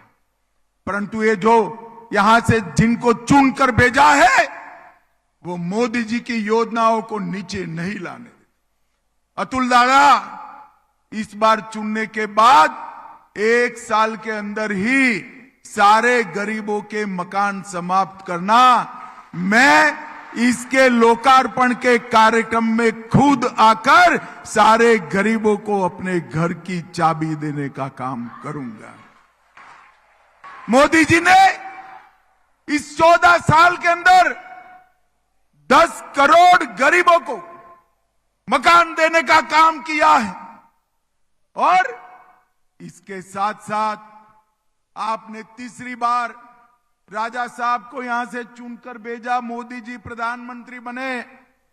तीसरी बार पहली कैबिनेट में बच गए 3 करोड़ गरीबों का घर का संकल्प भी देश के नेता नरेंद्र मोदी जी ने किया। कराड़ के पास हमारे यूपी की सरकार बड़ा फ्लाईओवर ब्रिज बना रही है और अतुल बाबा भोंसले कोऑपरेटिव संस्थाओं से जुड़े हुए व्यक्ति, कृष्णा सहकारी बैंक, कृष्णा सहकारी चीनी, कृष्णा अस्पताल, इसलिए वो सबके साथ सहकारिता से काम करेंगे, इसका मुझे पूरा भरोसा है। भाइयों बहनों, मुझे पूरा भरोसा है। All right, joining me on the telecast, Sambhav Sharma. Sambhav, campaign blitz by Prime Minister Narendra Modi, and now it is Amit Shah, the Home Minister and BJP leader. As the election date comes closer, there is the opposition and the government that has been set up in Maharashtra coming out and campaigning, appealing to the people. What is it that the BJP is accusing the Congress of?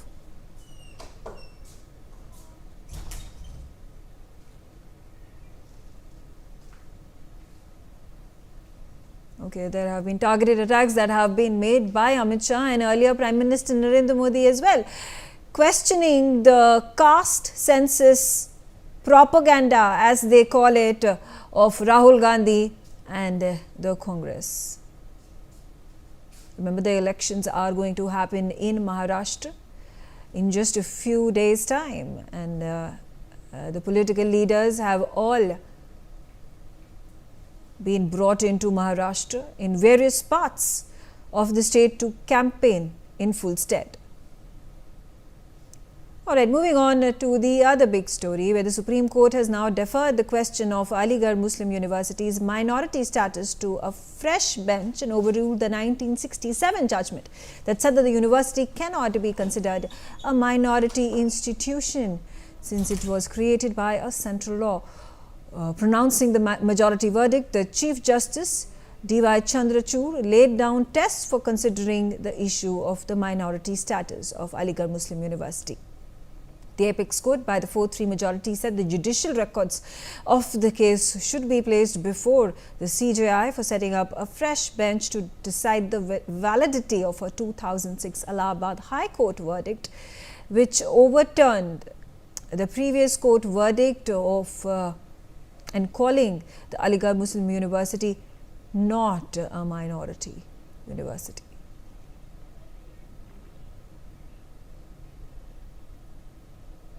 My colleague has spoken to Maulana Khalid Rashid on Supreme Court's verdict. Listen into what he said. We welcome the decision of the Honorable Supreme Court regarding the minority status of the Aligarh Muslim University. And Honorable Supreme Court has overruled its decision of 1967, in which the minority character was taken away. And the manner in which we have fought this case from Allahabad High Court up to the Supreme Court, and today's decision, I think, is a very historical decision. And as far as what the Supreme Court has said, that the regular bench of the court will determine further the minority status, whether it was found by the minorities or not. So we have more than enough historical evidence to prove that this university was found by the Muslims for the education of the Muslim community, by the donation of the Muslim community. So there is no question to say that it is not a Muslim or minority institution. And the big question is that if a legal Muslim university will not be given a minority status, then which institution will be called a minority institution, and what will happen to Article 30 of our Constitution? Okay, there are more reactions coming in to this story. Listen in.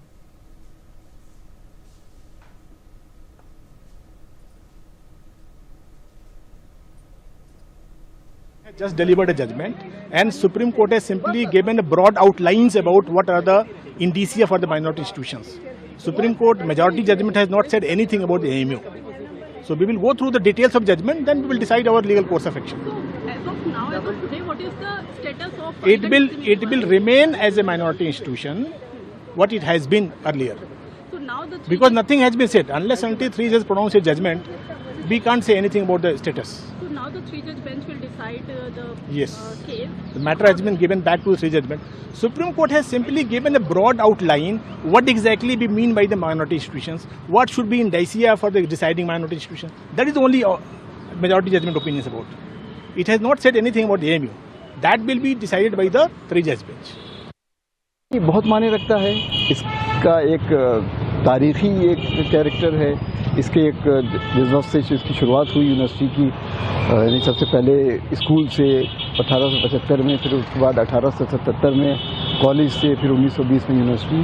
तो और एक इसका सिर्फ ताल्लुक जो है सिर्फ एक एजुकेशन से नहीं बल्कि कल्चर से भी है उसमें, और जाहिर है इसके बारे में यही कहा जा सकता है इसकी बहुत अहमियत है AMU में जितने भी लोग हैं उनके लिए, और उनको खुशी है इस बात कि भाई ये जजमेंट आया है।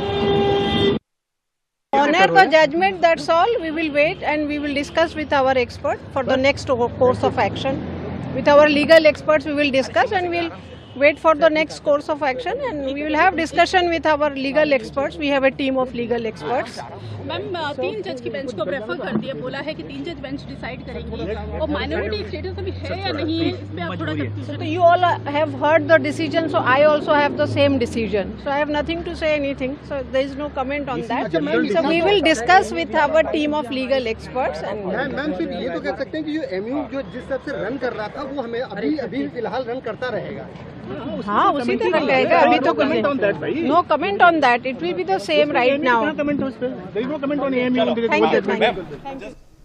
Right, that has obviously created a big row. Sambhav Sharma on the telecast with me. Sambhav, give us details particularly about the Supreme Court overruling the 1967 AMU verdict. What is going to happen in the next few days after a new bench is created, and how long do you think is this verdict going to, this entire issue is going to last? Well, all eyes were on the Supreme Court this morning when the Supreme Court has delivered this judgment and made it clear that 1967 judgment of Aziz Basha is overruled.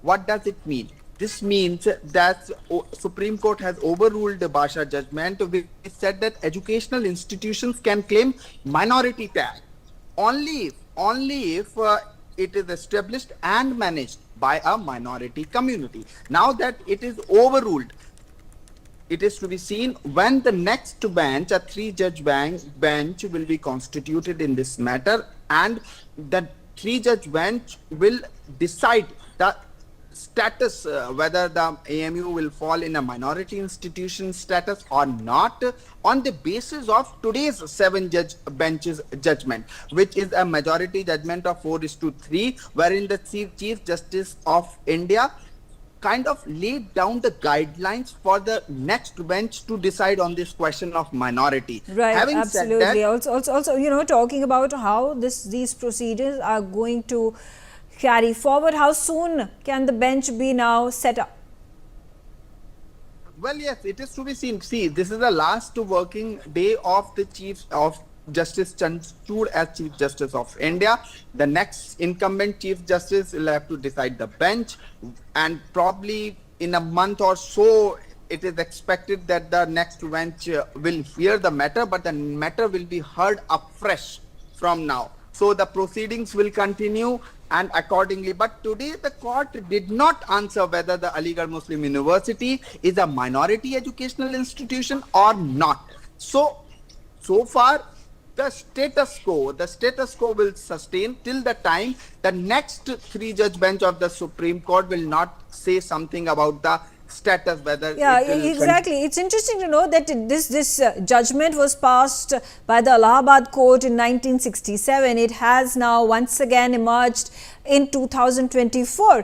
Why has it taken this long for the court to then hear this appeal? Well, legal hurdles, and earlier the Supreme Court has heard the matter, then reserved the judgment, and prior to it, it was with the High Court, and AMU and the team came here, and still the status of the AMU is not clear in legal perspective, because Supreme Court has not answered today very categorically, not answered whether the AMU is a minority institution or not a minority institution, but it is the next bench which will decide whether it will fall under the minority institution or not. And the Article 30 of Indian Constitution, which gives special powers to the minority institution, will apply on AMU, or how it is going to apply, by what would be the ratio of it. All these things to be decided by a new bench. Okay, all right. Thanks for giving us those details. Shifting our focus to the other big development taking place in the Jammu and Kashmir Assembly. There is ruckus. It continues in the Assembly for a third straight day over the resolution of Article 370. Prime Minister Narendra Modi today has taken a sharp jibe at the Congress, insinuating that the party is focused on a Break India plot in Kashmir. He has further slammed the party by saying that the Congress has started conspiracies against India. Listen into what the Prime Minister said today. जब बेटियों के साथ शादी के नाम पर छल कपट होने लगे तो पता चलता है कि पानी सिर के ऊपर से गुजरने लगा है। जब घुसपैठ का मामला कोर्ट में जाए और प्रशासन इससे इनकार करे तो पता चलता है कि सरकारी तंत्र में ही घुसपैठ हो चुकी है।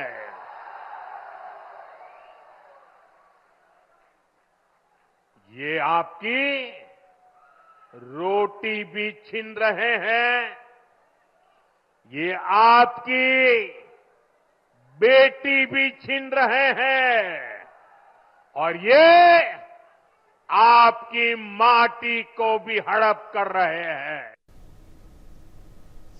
Anand on the telecast with me. Anand, there has been a huge row over the Jammu and Kashmir Assembly ruckus that has been taking place for the last 3 days over the resolution of Article 370. Prime Minister Narendra Modi has taken targeted jibes.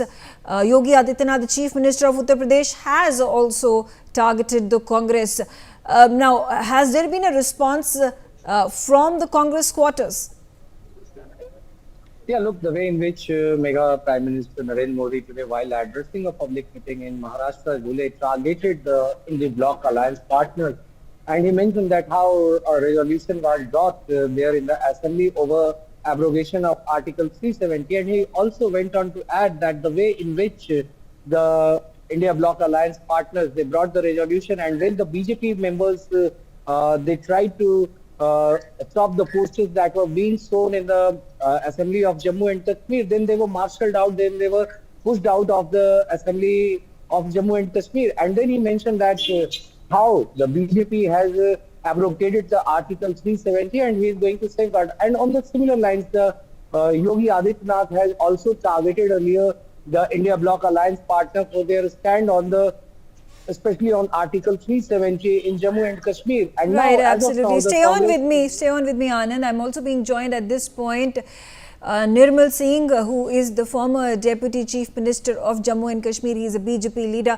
Nirmal Singh, what is the BJP that at this point of time is targeting Rahul Gandhi, targeting the Congress, accusing the Congress of dividing and breaking India?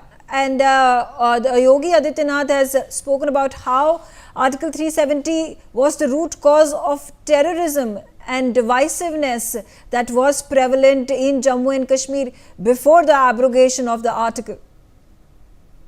Actually, whatever is happening in Jammu Kashmir Assembly, it also indicates about the hypocrisy of Congress, because Congress is supporting this Umar Abdullah government from outside.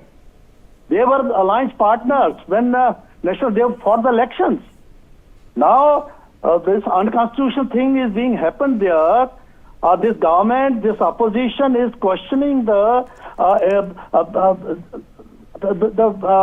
Supreme Court, our Parliament, and they have brought an issue in the Assembly which is not within their, you can say, prerogative.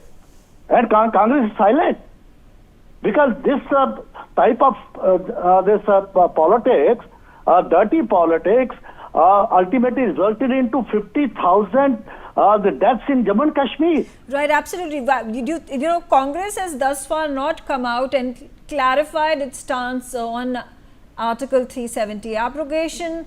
The National Conference and the Congress have come together to form the government in Jammu and Kashmir. The National Conference's stance has always been that there should be a revocation of Article 370 abrogation. Article 370 abrogation should completely be rolled back.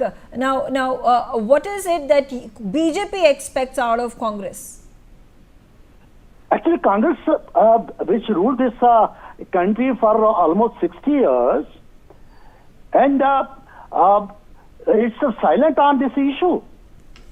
When everything is settled, Parliament has abrogated Article 370.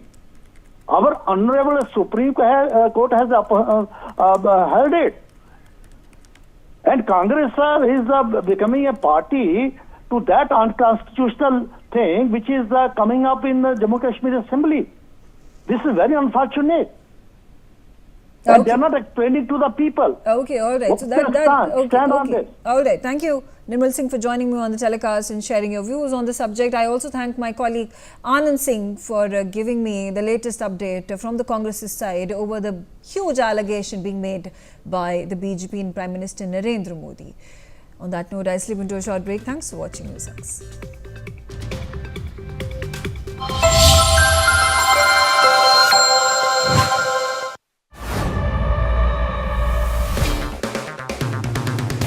अगर आप बनना चाहते हैं anchor या फिर आप में है जुनून एक तेज तर्रार न्यूज रिपोर्टर बनने का, तो आप ज्वाइन करें ITV और इंडिया NewsX का मीडिया स्कूल।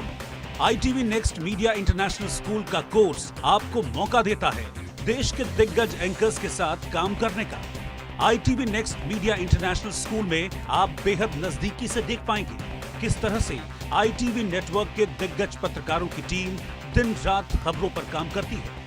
इस कोर्स के दौरान आप सीखेंगे एंकरिंग की एक एक बारीकी उन एंकर्स के साथ जो देश को रखते हैं हर खबर से बाखबर। ITV next media international school का ये कोर्स आपके एंकरिंग स्किल्स को करेगा इतना सशक्त, मजबूत, जिससे आप बनेंगे पत्रकारिता की दुनिया का वो चमकता चेहरा जो दुनिया देखेगी और पसंद करेगी। जो पठान मेरी जान सन तेरा तौबा तौबा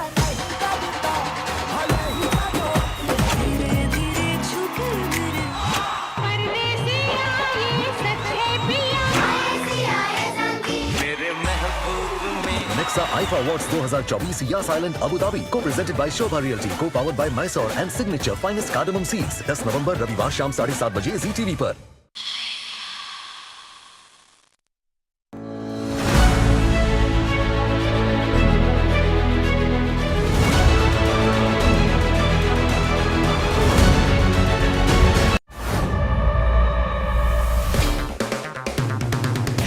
अगर आप बनना चाहते हैं एंकर या फिर आप में है जुनून एक तेज तर्रार न्यूज रिपोर्टर बनने का, तो आप ज्वाइन करें ITV और इंडिया NewsX का media school. ITV next media international school का कोर्स आपको मौका देता है देश के दिग्गज एंकर्स के साथ काम करने का। ITV next media international school में आप बेहद नजदीकी से देख पाएंगे किस तरह से ITV नेटवर्क के दिग्गज पत्रकारों की टीम दिन रात खबरों पर काम करती है। इस कोर्स के दौरान आप सीखेंगे एंकरिंग की एक एक बारीकी उन एंकर्स के साथ जो देश को रखते हैं हर खबर से बाखबर। ITV next media international school का ये कोर्स आपके एंकरिंग स्किल्स को करेगा इतना सशक्त, मजबूत, जिससे आप बनेंगे पत्रकारिता की दुनिया का वो चमकता चेहरा जो दुनिया देखेगी और पसंद करेगी।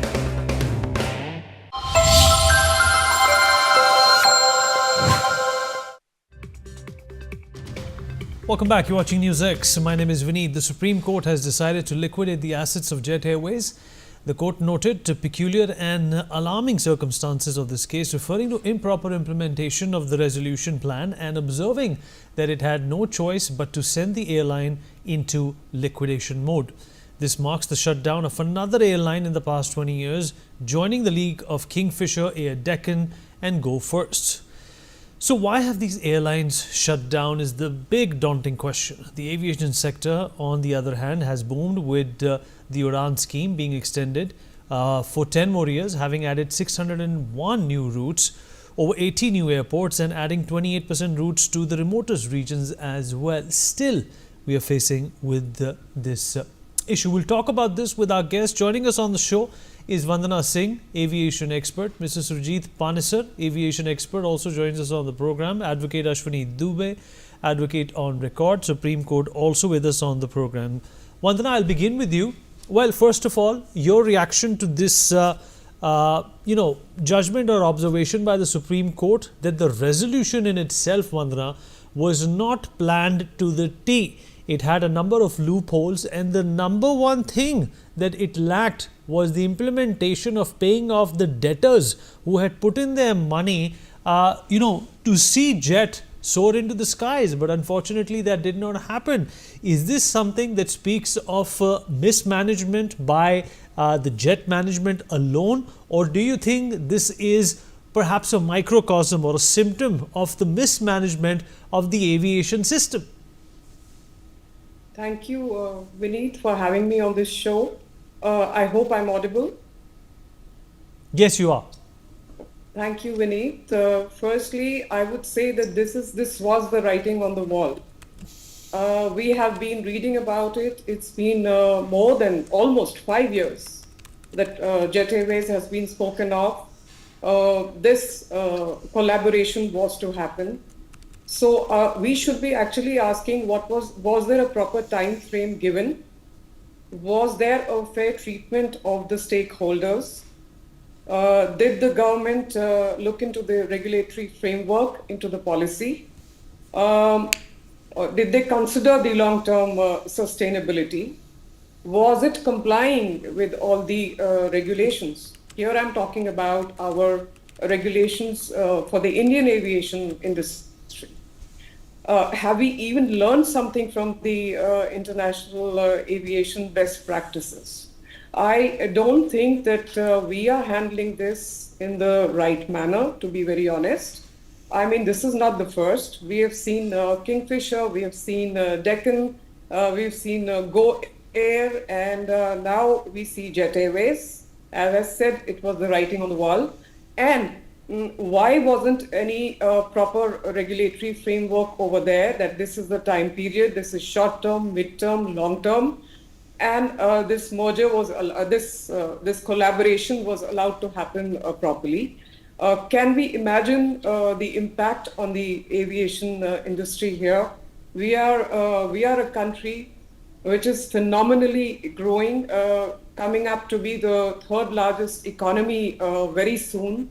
And the fact that the aviation industry is growing more than 20% as we speak. We have the biggest international airport that is coming up now in Asia, in the Noida International Airport.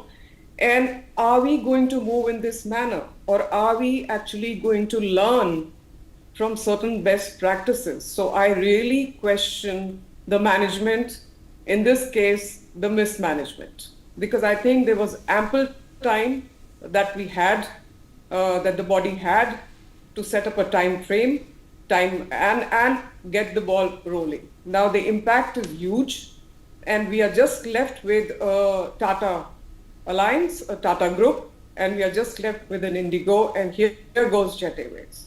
So in my view, this could have been handled in a much, much better way, and this is a time to seriously look at reforms. And I can come to that later, but for now, I say yes. This should not have, this was not the way to go. No. Good points there, Vandana. Mr. Paneswar, taking a leaf out of what Vandana Singh said, that this is perhaps a symptom of the bigger problem that have plagued the system for very long. Reforms and policy need to be reworked if we want to in fact have these airlines become profitable and not fold up like some of their predecessors. Well, Vineetji, let me tell you something. Aviation industry is not easy to handle. You need a proper professionals to run the airline. If you go to the history of these private operators, I would rather blame little bit to the Ministry of Civil Aviation and the regulatory body, Director General of Civil Aviation. When they give operator license to these things, do they check up their profitability, what their working conditions and all that? No. Jet Airways, which started, what these business people they do, they order so many aircraft from Boeing and Airbus and other industry for the sake of kickbacks. They order, like Air India order 111 aircraft, but they have no money to buy the aircraft. They take Government of India bank loan, and when they cannot pay the bank loan, they have to ground the airline. I think instead of ministry, the Supreme Court has taken a right decision when they could not run, don't have the proper management. What choice is left for the Government of India to do? It is the Supreme Court who rose to the occasion, and they found the poor management of Jet Airways. They have to ground this airline. No, in the past, very recent past, our former Minister of Finance, Shri P. Chidambaram, has commented about India that they have very, very poor management in handling the airline. They don't know how to handle the airline. It will not be out of place to mention even present Tata Air India is running into bad management. Can you believe it? They have announced 60 flights cancellation to US in the winter top peak season. Why they're grounded? Because they don't know how to manage. They brought some foreigner company to handle the engineering department. They do not know ABC of engineering. You're grounding so many aircraft to ground the 60 flights to USA. You can imagine the impact, and it is going to raise the price of fare prices in the other airline, because they need the professionals to run the airline. And what the Ministry of Civil Aviation, DGC is doing it, they were not monitoring. It is the Supreme Court has to come out to say that to liquidate the Jet Airways. Why the Government of India, Ministry of Civil Aviation and Director General should not monitor them? No, it will not be. You'll see in very near future, even Tata Air India might be liquidated. The way they are handling the management, they brought some foreigners to run the airline. They do not know the culture of the employees. They do not know the working condition in India. They are grounding so many aircraft, just 60 flights they are grounding to USA. Imagine. In Indian Airlines, they used to have 40, 50 fleet of aircraft. They used to ground one aircraft, two aircraft at a time for overhauling a 100-hour check. And by the time they are out of their hangar, the next two aircraft will come out. This is a continuous process of overhauling and refurbishing of the aircraft every 2 months or 3 months. How Air India decided to ground so many aircraft and 60 flights they're grounding. And even you will find very soon the administrative qualities of Tata Air India also going down. It is the Supreme Court who rose to the occasion, and they found out the mismanagement of Jet Airways. And instead of Ministry of Civil Aviation and DGCA, it is the Supreme Court who is liquidating this airline. Because the public money is also involved in these cases. Is the government not aware of it? When they are running there, they should monitor continuously progress of the airline. Indigo is hiring so many aircraft, and at one stage you will find it will be very difficult to handle the airline, because they need a proper management to aircraft-wise, crew-wise, how many pilots are required, how many cabin crew are required, What are the service conditions, flight and duty time limitations? In Air India, I have come across many pilots who are very serious in talking about the flight and duty time limitations. And it will not be very far when you find Air India, Tata Air India also going into a thick soup. And maybe instead of DGCA and Mr. Silly, who have given them a license, even the Supreme Court might have to rise to the occasion to save the future of the employees in Air India, Tata Air India, and these airlines, like they have come for the Jet Airways. It is very important for the government of India who given them operator's license, what they were doing. They did not monitor their progress continuously for reasons not known to them, known to us. Why they were not monitoring it? Airline business is a very, very serious business. It is the margin of safety is very, very low, and people have to continuously monitor their progress of engineering, operation, safety, management, and flight and duty time limitation. All those factors are involved with the best management. P. Chidambaram ji was not wrong in saying the management of Tata is not managed properly. You're absolutely right, sir. And let me, in fact, get a response of what you have said from Vandana Singh as well. Vandana, is this another elephant in the room, waiting to crash? And that is, of course, Air India and how they have been managing their affairs. Ratan Tata is also no more around, somebody who you actually had the will, the intention of keeping Air India alive and making sure, even after that merger with Vistara, there seems to be no end to their problems and their travails. Is that the next giant waiting to be collapsed? And once again, coming back to your point at the end of your first take, that reforms are the only response to such failing policies. Thank you, Vineet. Very pertinent and important observation from your end. We do not want anything to happen with Air India, but as we speak again, yes, there is mismanagement. Any common man can see it. Forget us experts or top-notch management sitting over there. We can see that this is happening. And the restructuring itself, the restructuring team is taking such a long time to put things in order. And as rightfully said, so many flights being cancelled, the recent comments from Mr. Chidambaram, and a whole lot of other passengers who are really not knowing what to do. This is a deep concern. And I had said in the beginning also that too many cooks spoil the broth. So the question is it that we have gone and put too many people out there who are the experts and each has their opinion? There is a conflict of interest, that the communication, there is no transparency. And looking at all of that, one is just praying and crossing fingers that Air India doesn't go this way with the kind of collaboration that has happened now with Vistara, with the kind of routes that have opened up, with the way the country is growing. We have a young and a dynamic aviation minister over here, and I really hope that we come up with proper, a proper policy here. It needs proper restructuring here. As it was said before, it's not an easy business. And just anybody cannot come and open his mom and pop shop here, take a bank loan, order so many aircrafts, Boeing, Airbuses, whatever, and then go fancy and then suddenly go bust. This cannot happen. The country has to save Air India. Indigo also has to be very cautious, and they have to learn from international players. Just coming back to the policy, yes, as a country, we need to relook at the policy. We need to look at the aviation sector regulatory reforms, which means, are we having proper financial reporting? Is there improved financial reporting? Mandate regular financial disclosures and audits for airlines. Is that happening? And is that happening within a certain time frame?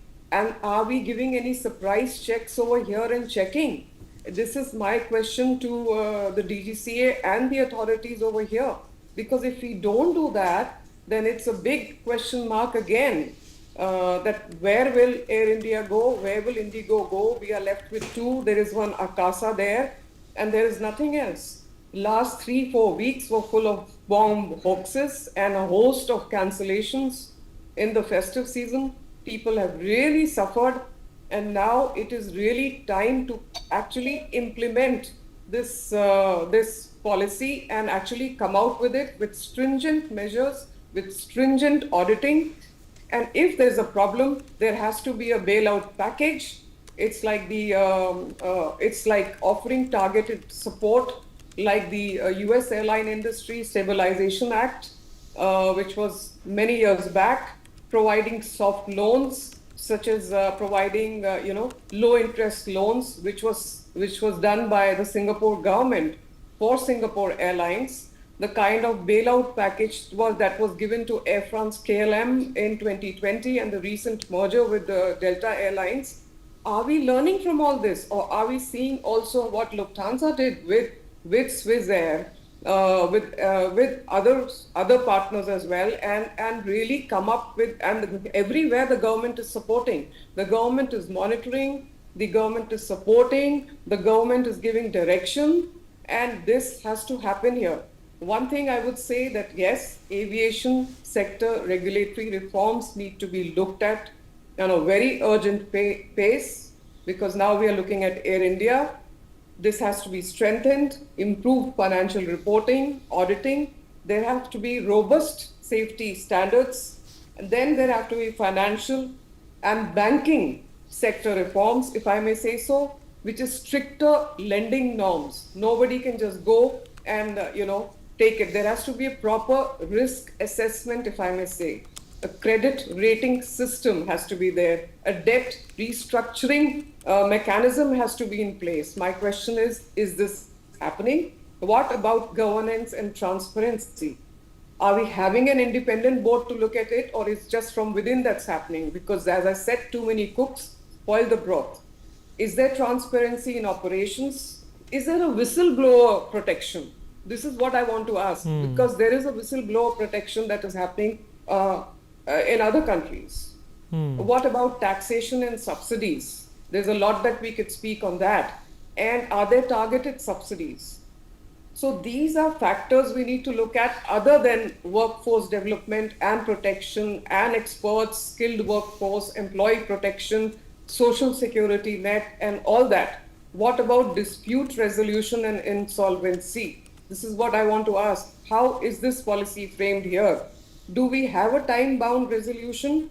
What is the insolvency framework? What is the stakeholder protection? These are things that we need to answer. And what are the turnaround strategies? What are they? They need to be discussed, shown, and time to time these meetings have to take place. They have to be minuted, and it has to be an active living action plan, if I may say so. It's an action plan which is living and in order. All right. So these are my views, Vineet. It's a very serious... It's a very serious concern. We are in a very serious dilemma right now as a country. Absolutely. Advocate Shashank Shekhar Jha also joins us on the broadcast. Shashank, appreciate you being here. How do you look at the situation with Jet Airways at this point in time? Legally, obviously, the Supreme Court has already said that they need to liquidate all their assets because there's so much debt that they have to account for. But obviously, if the law is going to be taking care of the debtors here, there should also be a provision by the law to take care of ailing airlines. Namaste Viniji and my fellow panelists here. Viniji, we need to understand one thing very clearly, that in this judgment of Supreme Court, Honorable Supreme Court has to invoke Article 142 of Indian Constitution. 142 of Indian Constitution grants them an inherent power where they can do anything in order to meet justice. So while invoking Article 142, the bench led by Honorable CJI of this country had to categorically say that they are unable to accept the resolution proposed by and accepted before the NCLAT. So that is something which NCLT and NCLAT had to look, because if a big company like Jet Airways is being closed, then lenders must get their due share, and the plan which was proposed should be in accordance with what can be actually implemented. Because what I have been reading about this news is that the initial 250 CR which was supposed to be paid was also not paid initially. So that is why Supreme Court today had to do 142 while stating that they had no other option but to liquidate the company. But I completely accept the point said by Ms. Vandana ji, and also as suggested by you, that we are a country of 140 CR population, and if Prime Minister of this country is saying that I want every countryman to travel via air, so then we cannot have only 3-4 companies. Jetway was a very good company where it used to provide facilities for common public to travel from one place to other, and now it has been liquidated. In past few years, we have seen few other companies also going closing their shops. So it is very difficult for people of this country to rely on only 3 to 4 companies. One more thing we need to understand is that this country is a socio-capitalist country. So in this country, the setup must be more concrete, because if there is a company and it is unable to perform, then there must be something which can give them boost. Because previously we have seen that a big bank called Yes Bank has been sidelined in similar manner, and at that point of time government had to come and give them some bounty time, but ultimately the investors' money were lost at that point of time, and now we are seeing the similar thing in Jet Airways. So I don't know how and at what time, but yes, the regulatory and the government of the day must look into these aspects, because not everyone can afford Supreme Court, and not every time Supreme Court can afford a 142. Because in this case, it was really unfortunate that we had to have 142 in this case and liquidate a company. Because even in this judgment, which I was reading before joining this show, Supreme Court has said that they have no other choice but to invoke 122 and liquidate this company. They had to say in a literal word that no other company can actually fund this company and keep on Jet Airways to run their show. So that was very unfortunate, especially given the fact that India under Udan Yojana, where small cities have new airports, there are people who are actually willing to travel by air. But and at that point of time, when you see that these companies like Jet Airways being shut, Air Asia, we have seen a similar scenario. SpiceJet, we are seeing in a very bad stance today. So I feel that these things are very important. Like my fellow panelist Vandana ji was saying, it is very important for a country like India to actually have a system where we have numerous airlines rather than having only a few to give them the chance of duopoly or monopoly kind of system. Because now you have Air India, Akasa and Indigo as a large forte, but Indigo and Air India have a market share of say over 85%. So you cannot rely on these two companies, especially when they are not government.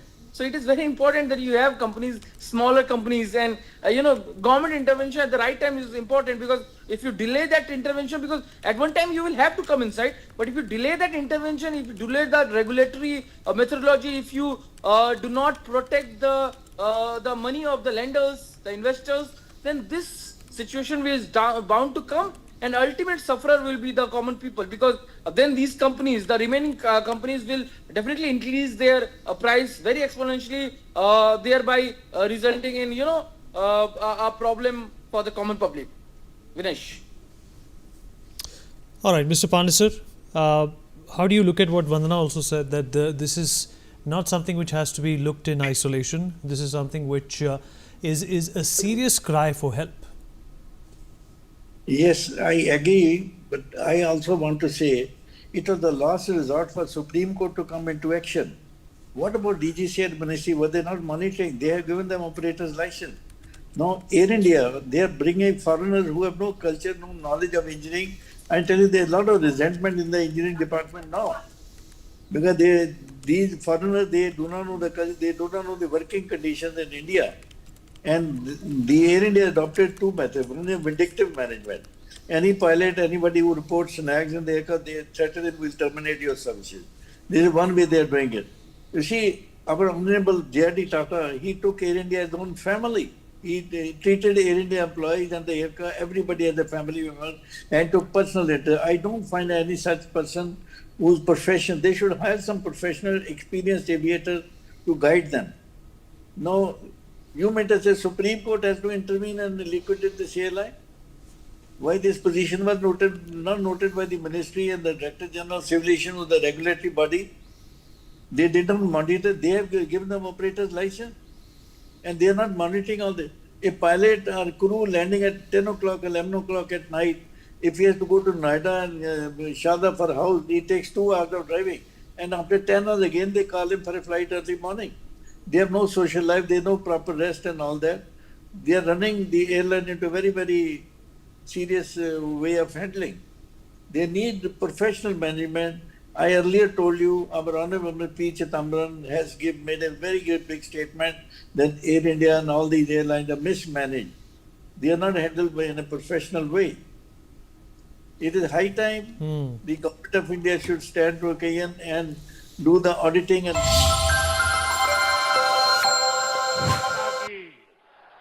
जय भवानी, जय भवानी।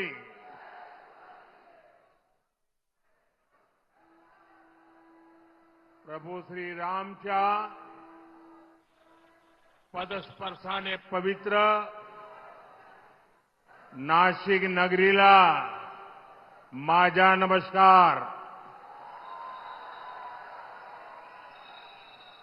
मैं भगवान त्र्यंबकेश्वर और माता रेणुका को श्रद्धापूर्वक नमन करता हूं।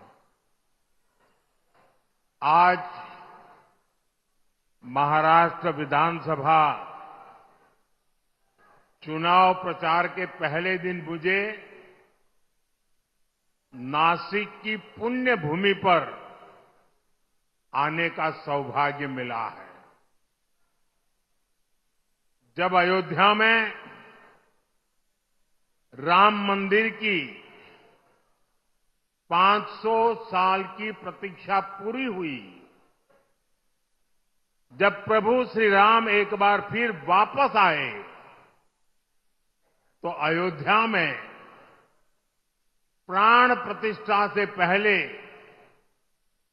11 दिनों के मेरे व्रत अनुष्ठान की शुरुआत भी यहीं नासिक से शुरू हुई थी।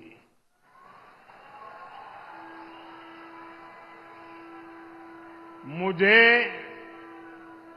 कालाराम मंदिर में सफाई और सेवा का अवसर भी मिला था। आज एक बार फिर मैं विकसित महाराष्ट्र के लिए, विकसित भारत के लिए नासिक का आशीर्वाद लेने के लिए आया हूं।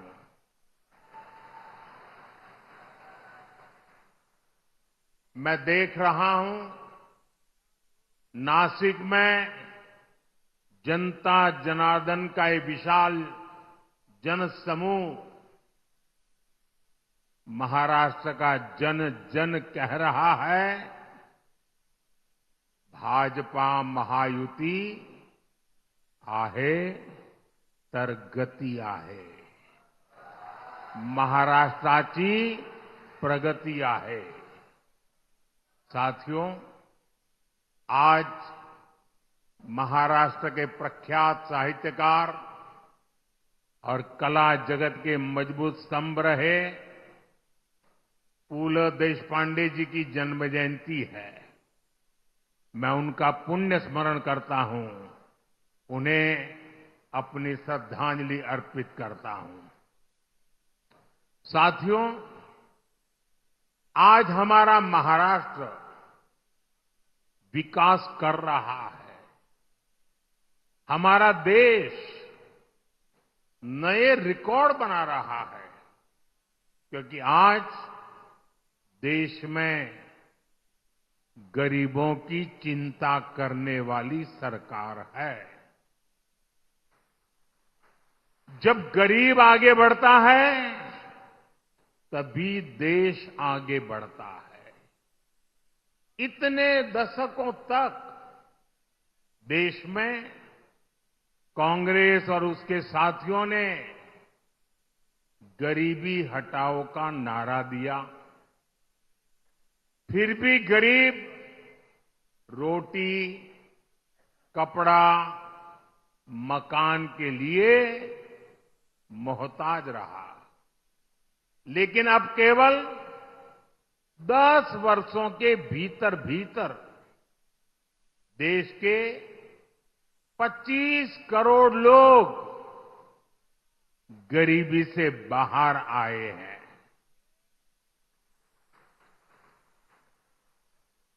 ये कैसे हुआ?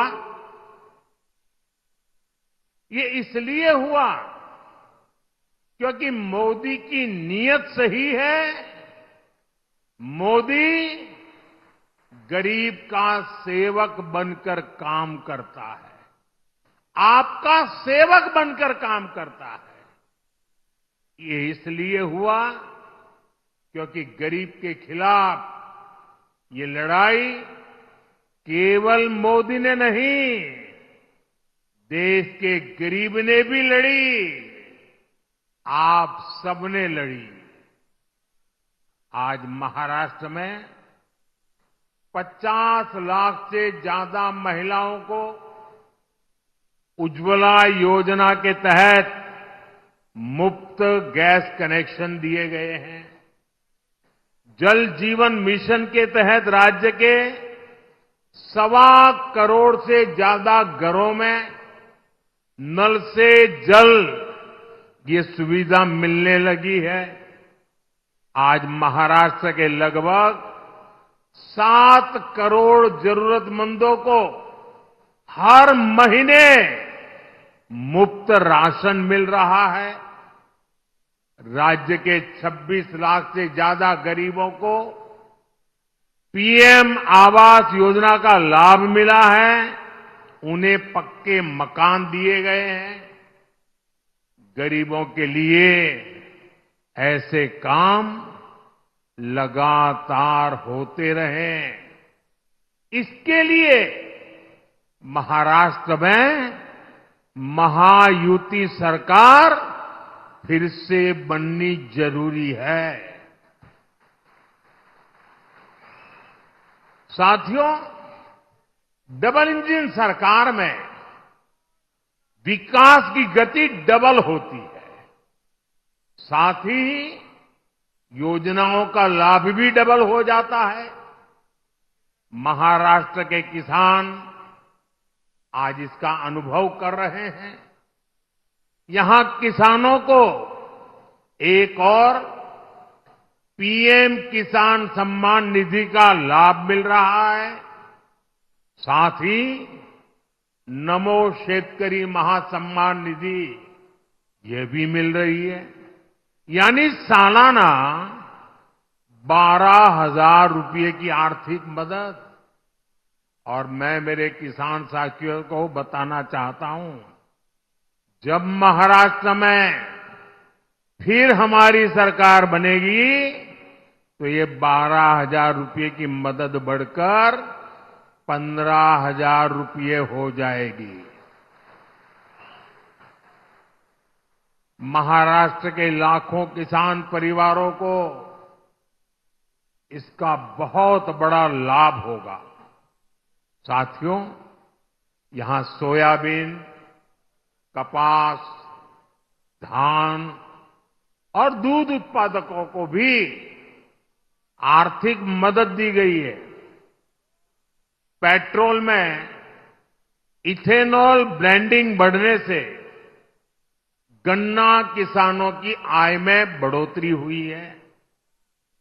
10 वर्षों में करीब 80,000 करोड़ रुपए इथेनॉल की खरीद में किसानों को मिले हैं। देश का जो रुपया पेट्रोल खरीदने में विदेश चला जाता था, वो पैसा अब मेरे देश के किसानों को मिल रहा है, उनके पास जा रहा है।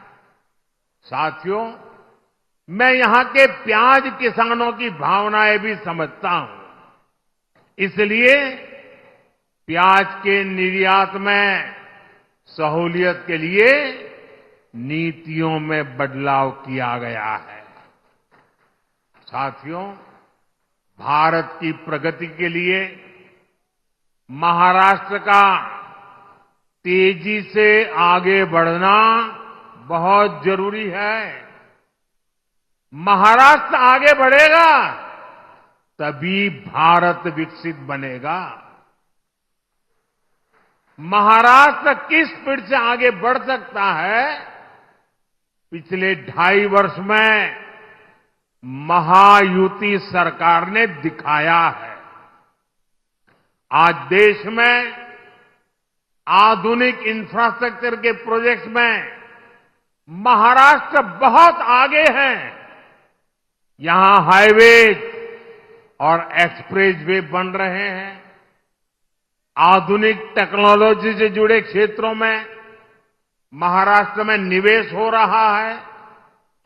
लेकिन आप मुझे बताइए, अगर कोई सरकार ये काम रोक दे तो क्या महाराष्ट्र आगे बढ़ पाएगा?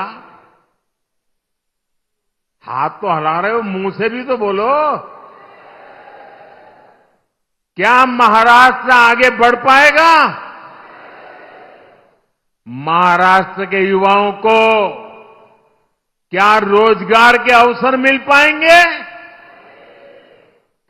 अगर ये काम रुके तो महाराष्ट्र काफी पीछे छूट जाएगा। कांग्रेस और उसके साथी यही चाहते हैं, उनका यही एजेंडा है। महाराष्ट्र में कोई भी बड़ा काम होता है, ये लोग उसका विरोध करने के लिए मैदान में आ जाते हैं। इन्होंने अटल सेतु का विरोध किया। इन्होंने वाटवन पोर्ट पर भी रोक लगाने की कोशिश की। इन्होंने मेट्रो परियोजनाओं को लटकाया। अघाड़ी वालों ने समृद्धि महामार्ग का काम ठप करने का प्रयास किया।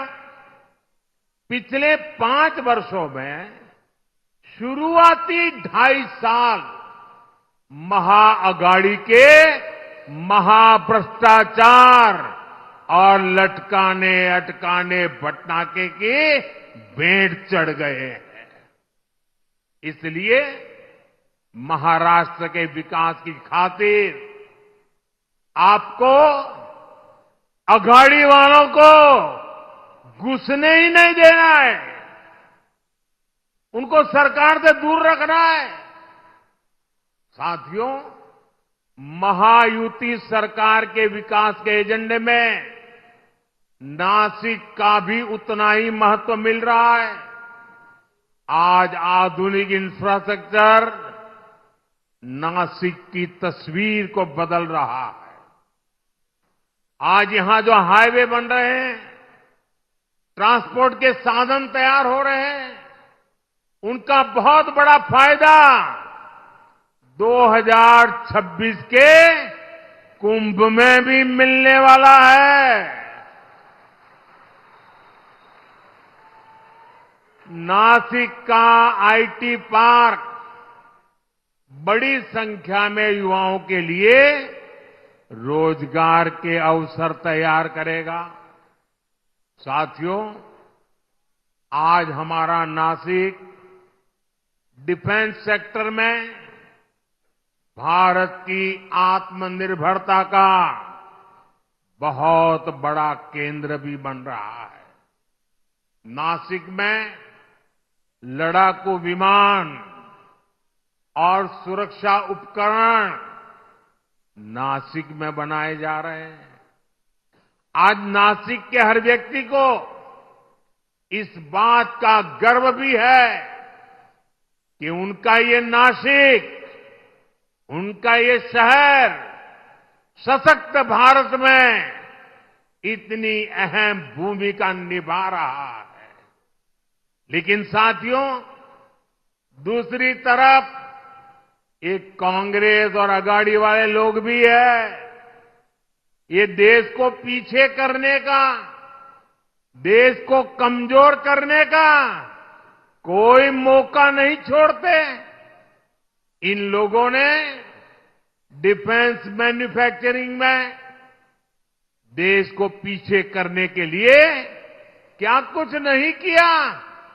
इन्होंने एचएएल को लेकर तरह तरह के झूठ फैलाए, विवाद खड़े करने की कोशिश की। इन्होंने फैक्ट्रियों के बाहर धरना प्रदर्शन करवाए, कर्मचारियों को भड़काने की कोशिश की। लेकिन आज वही एचएएल रिकॉर्ड मुनाफे वाली कंपनी बनकर उभरी है। जब नीतियां स्पष्ट होती हैं, नीयत साफ होती है, तो अच्छे परिणाम भी मेरे नासिक के भाई बहन देख रहे हैं। डिफेंस सेक्टर में आत्मनिर्भर भारत की ताकत बन रही है। साथियों, कांग्रेस और इसके साथियों को न बाबा साहब आम्बेडकर के संविधान की परवाह है, न कोर्ट की और न ही देश की भावना की। ये सिर्फ दिखावे के लिए जेब में खाली पन्नों वाले संविधान की किताब लेकर घूमते हैं। कल आपने देखा, उनकी पोल खुल गई। जब संविधान की रक्षा की बात आती है, जब संविधान के सम्मान की बात आती है, ते उल्टा ही काम करते हैं। ये कांग्रेस वाले ऐसे हैं, 75 साल तक जम्मू कश्मीर में बाबा साहब आम्बेडकर के संविधान को लागू नहीं होने दिया। 75 साल तक देश में एक संविधान नहीं था। जम्मू कश्मीर का संविधान अलग था, वो बाबा साहब आम्बेडकर वाला नहीं था। और ये पाप कांग्रेस का था। कांग्रेस ने आर्टिकल 370 की ऐसी दीवार बना दी थी कि बाबा साहब आम्बेडकर का संविधान वहां घुस ही नहीं सकता था। भाजपा एनडीए ने आर्टिकल 370 को हटाया और एक देश, एक संविधान लागू किया। और मेरी बाबा साहब आम्बेडकर को सबसे बड़ी श्रद्धांजलि है।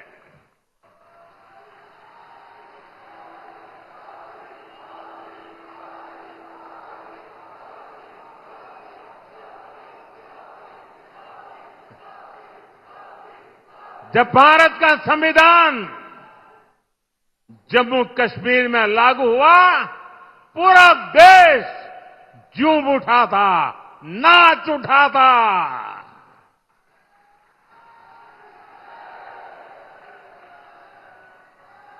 मैं जरा मेरे नासिक के लोगों को पूछना चाहता हूं, नासिक के लोग बताइए, क्या आर्टिकल 370 हटने से आपको खुशी हुई कि नहीं हुई?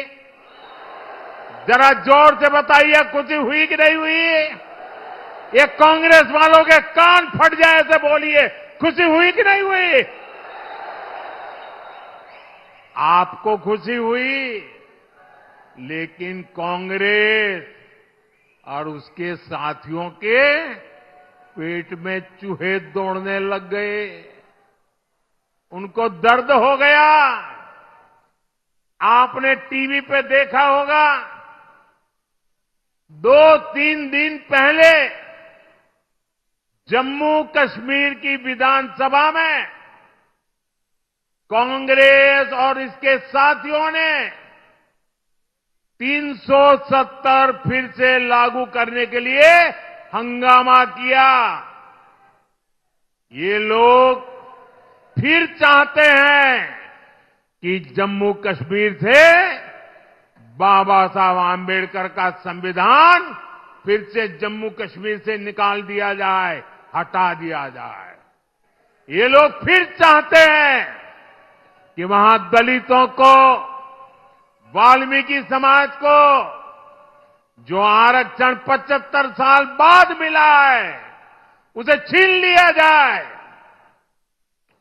संविधान के विरुद्ध, दलितों, पिछड़ों, आदिवासियों के विरुद्ध इसी साजिश में जितनी गुनहगार कांग्रेस है उतने ही अगाड़ी के उनके बाकी साथी दल भी है। साथियों, चुनाव के समय पार्टियां अपने कामकाज का हिसाब देकर जनता के बीच जाती है। बीजेपी और महायुति भी लगातार अपने काम का हिसाब दे रही है, लेकिन बीजेपी का मुकाबला करने के लिए कांग्रेस के पास एक ही तरीका है। कांग्रेस उसके साथियों की झूठ की दुकान,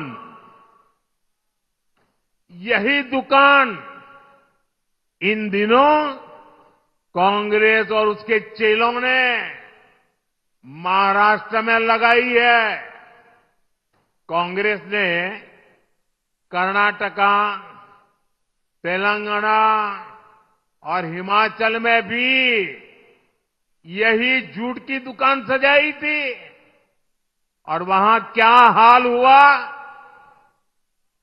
चुनाव खत्म हुए, दुकान का शटर गिर गया।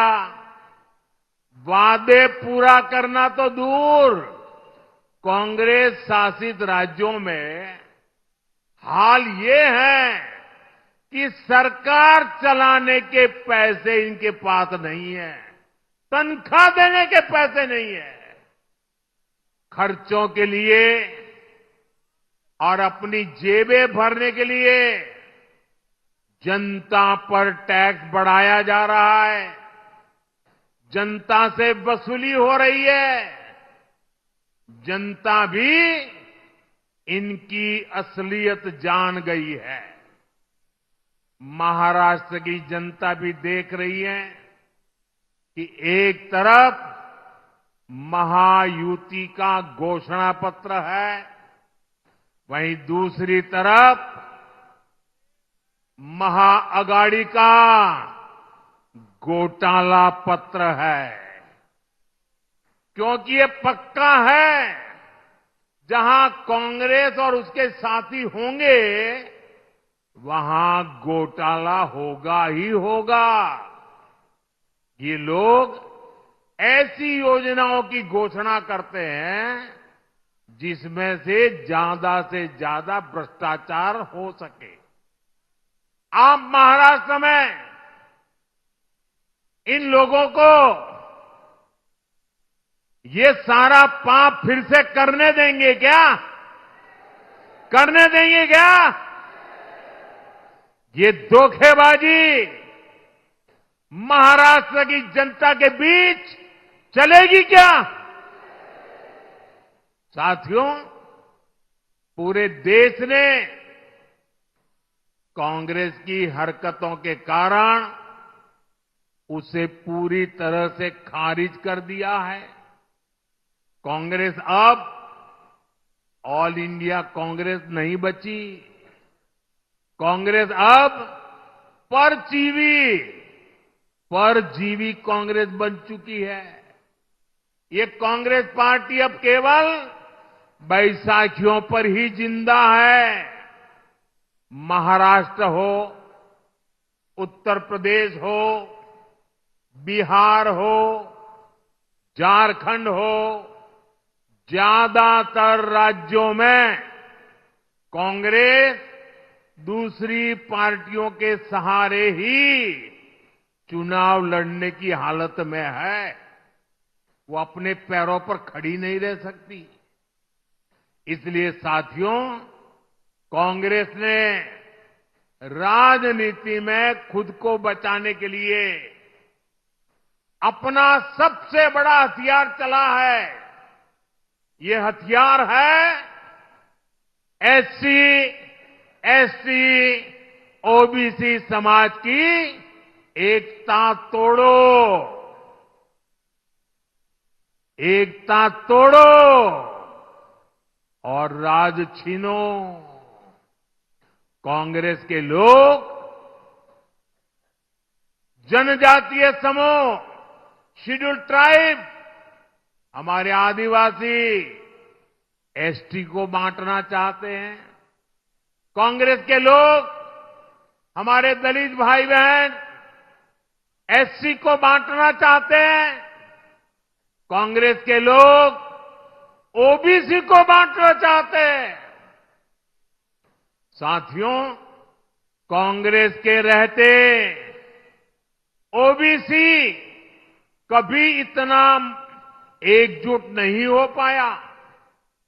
ओबीसी को आरक्षण भी तभी मिला जब कांग्रेस सरकार हटी। नेहरू जी के समय में कांग्रेस ने ओबीसी को अलग अलग जातियों में बांट करके रखा। फिर इंदिरा गांधी जी का भी वही रवैया था। बाद में राजीव गांधी जी आए। इन लोगों ने कभी ओबीसी को एकजुट नहीं होने दिया।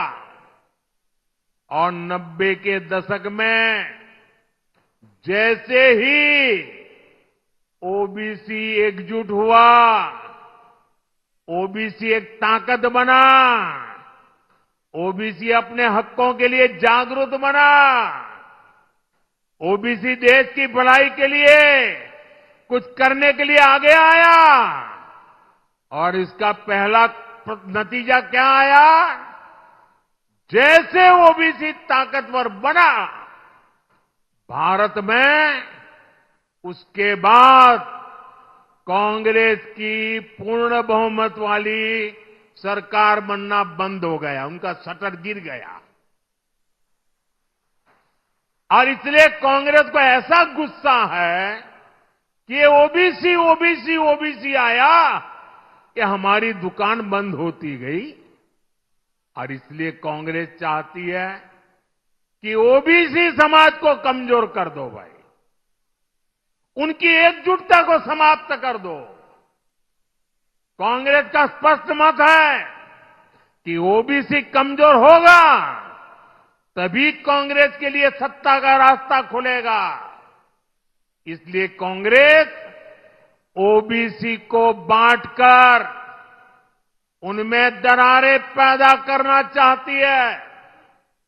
यहां नासिक और इस क्षेत्र में कितनी ही ओबीसी जातियां हैं, कुणबी, माली, वाणी, गुजर, कुंभार, नावी, सुतार, सोनार, देवड़ीगा, धांगर, धनगिरी, गंवाड़ी, शेटवाल, माली, मालिस, नामदेव, आहिर, तंबोली, धावड़, जाटगर, धाकड़ बैरागी, सैगर, कितने सारे। कांग्रेस इन सारी जातियों को आपस में लड़ाना चाहती है। कांग्रेस चाहती है कुणबी ये जाति माली से लड़े, वाणी जाति गुजर से लड़े, कुंभार साथी नावी से लड़े। कांग्रेस चाहती है कि सुतार सोनार से भिड़ जाए। कांग्रेस ओबीसी के तौर पर आपको एकजुट नहीं होना देना चाहती। इसलिए वो चाहती है देवड़ीगा धांगर से लड़े, धनगरी गवांडी से टकराए, नामदेव आहिर से उलझे। कांग्रेस का इरादा है तंबोली दावड़ से झगड़ा करे, जाटगर सैगर से लड़ाई करे।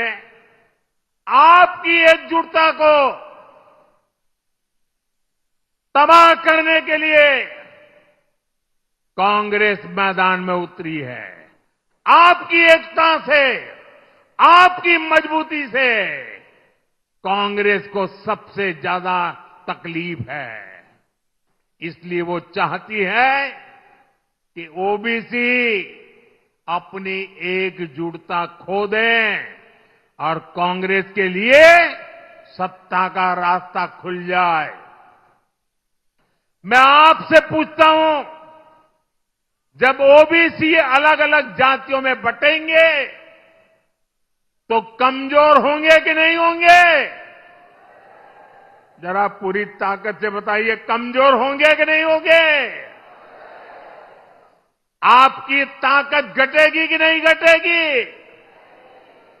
और इसलिए आपको याद रखना है, मेरा तो एक ही मंत्र है, हम एक है तो सेफ है। हम एक है तो सेफ है। सच्चाई यही है कि कांग्रेस ओबीसी से नफरत करती है। आज ओबीसी समाज का एक व्यक्ति लगातार 140 करोड़ देशवासियों के आशीर्वाद लेकर तीसरी बार देश का प्रधानमंत्री बना है।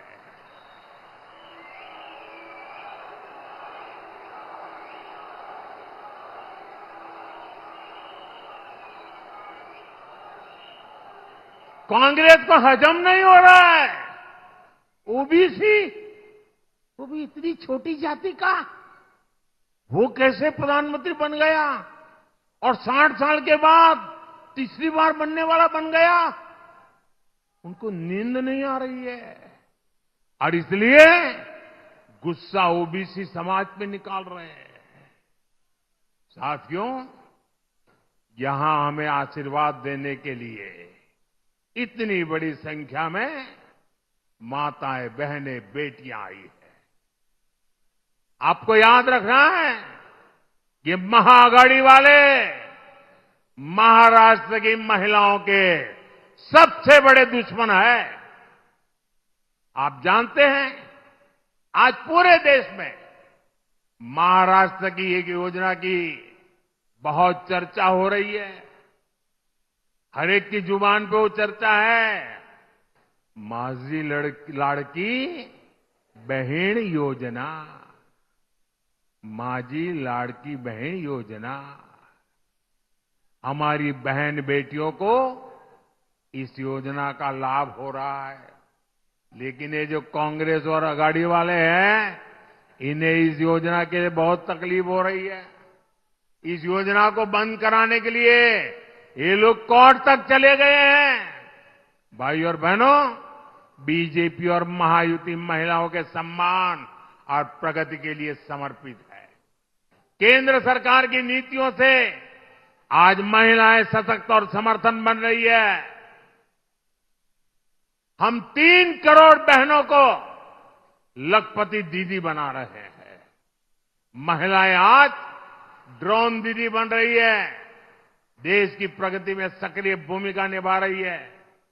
आज हम गरीबों को प्रधानमंत्री आवास दे रहे हैं, तो वो भी घर की महिलाओं के नाम पर दिए जा रहे हैं।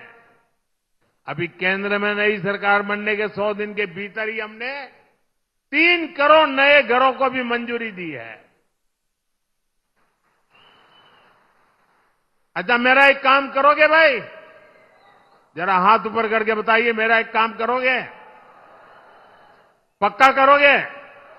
देखिए, आज चुनाव में आप लोग घर घर जाने वाले हो, हर गांव जाएंगे, मोहल्ले में जाएंगे, लोगों से मिलेंगे, अगर आपको कहीं पर भी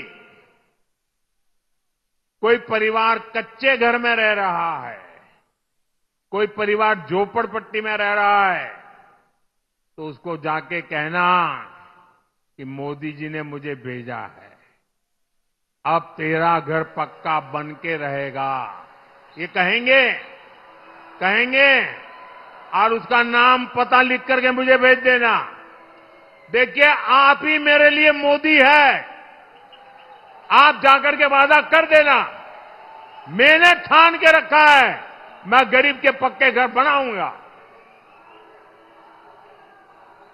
हमने महिलाओं को विधानसभा और लोकसभा पहुंचाने के लिए नारी वंदन अधिनियम भी पास कराया है। यानी जिन बहन बेटियों को कांग्रेस ने इतने दशकों तक शौचालय और सुरक्षा तक से वंचित रखा, अब वही विकसित भारत का चेहरा बनेगी। साथियों, ये चुनाव एक और महाराष्ट्र के भविष्य का चुनाव है। साथ ही ये महाराष्ट्र के सम्मान का और स्वाभिमान का चुनाव भी है। एक और बीजेपी और महायुति है, जिसके लिए मराठी संस्कृति और इतिहास ये हमारी आस्था के केंद्र है। हमारी केंद्र सरकार ने मराठी भाषा को अभिजात भाषा का दर्जा दिया है। हमने मराठी को वो पहचान दी, ये महान भाषा जिसकी पहले से हकदार है। हमने छत्रपति शिवाजी महाराज के आदर्शों की बात की, उनके सम्मान को आगे बढ़ाया। बीजेपी गर्व से कहती है कि वीर सावरकर हमारे प्रेरणा स्रोत है। वीर सावरकर महाराष्ट्र और राष्ट्र के गौरव है। लेकिन दूसरी ओर कांग्रेस और उसके पीछे लगे महाआघाड़ी के लोग, आप इनकी सोच और मानसिकता देखिए। कांग्रेस ने कभी मराठी भाषा को अभिजात भाषा का दर्जा नहीं मिलने दिया। कांग्रेस के लोग घूम घूम कर वीर सावरकर को गाली देते हैं, कांग्रेस के नेता गाली देते हैं। महाराष्ट्र की धरती पर आकर के वीर सावरकर का अपमान करते हैं।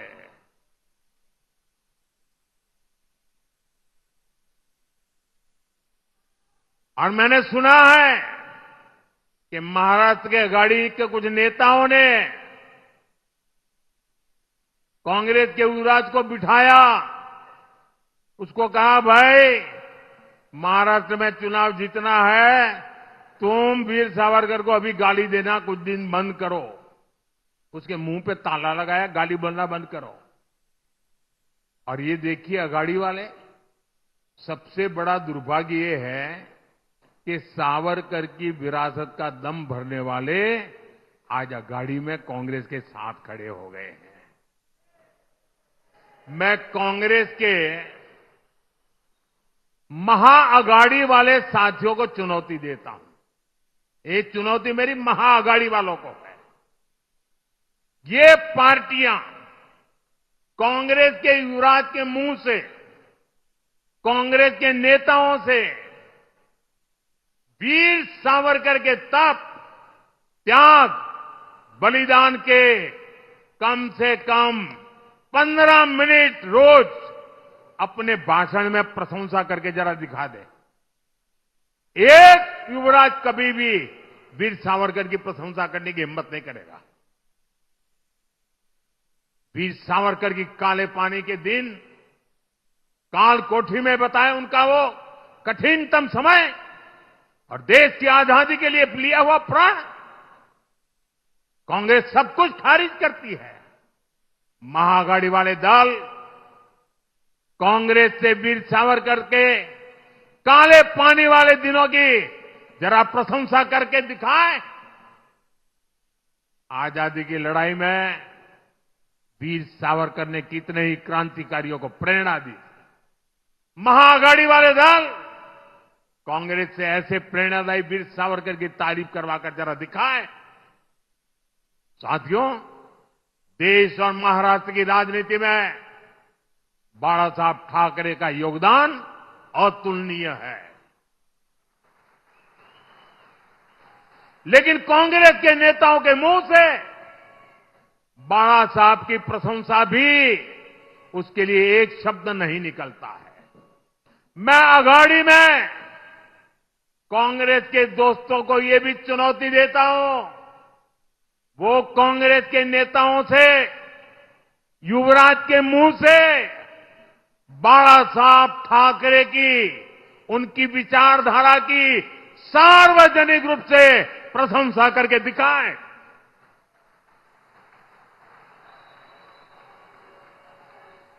आज 8 नवंबर है, मैं दिन गिनूंगा और महाआघाड़ी वालों से जवाब का इंतजार करूंगा कि वो सावरकर जी की प्रशंसा करते हैं कि नहीं करते हैं, बाला साहब की ठाकरे के तप की प्रशंसा करते हैं कि नहीं करते। महाराष्ट्र भी देखेगा और हम गिनेंगे, आप भी गिनना। साथियों, इस चुनाव में आपको बीजेपी और महायुति के उम्मीदवारों को विजयी बनाना है। मैं आपसे आशीर्वाद मांगने के लिए आया।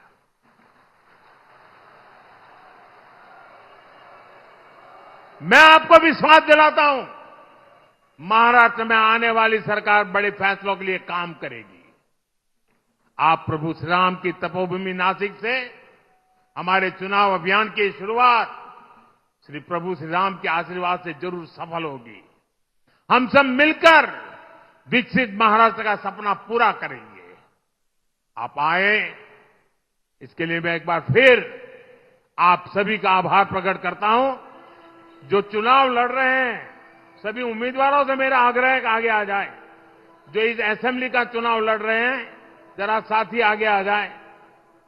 जो चुनाव लड़ रहे हैं, आठवले जी, आपको तो मेरे साथ रहना है, वहां यहां वापस नहीं आना है। हाँ। अध्यक्ष जी, आप भी तो चुनाव लड़ रहे हो। हाँ। भाजन, रामदास आ जाइए।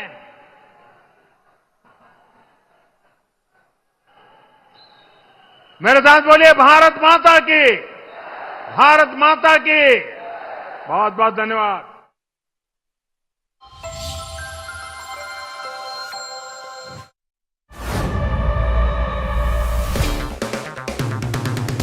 अगर आप बनना चाहते हैं एंकर या फिर आप में है जुनून एक तेज तर्रार न्यूज रिपोर्टर बनने का, तो आप ज्वाइन करें ITV और इंडिया NewsX का media school. ITV next media international school का कोर्स आपको मौका देता है देश के दिग्गज एंकर्स के साथ काम करने का। ITV next media international school में आप बेहद नजदीकी से देख पाएंगे किस तरह से ITV नेटवर्क के दिग्गज पत्रकारों की टीम दिन रात खबरों पर काम करती है। इस कोर्स के दौरान आप सीखेंगे एंकरिंग की एक एक बारीकी उन एंकर्स के साथ जो देश को रखते हैं हर खबर से बाखबर। ITV next media international school का ये कोर्स आपके एंकरिंग स्किल्स को करेगा इतना सशक्त, मजबूत, जिससे आप बनेंगे पत्रकारिता की दुनिया का वो चमकता चेहरा जो दुनिया देखेगी और पसंद करेगी। जो पठान मेरी जान, सन तेरा तौबा तौबा।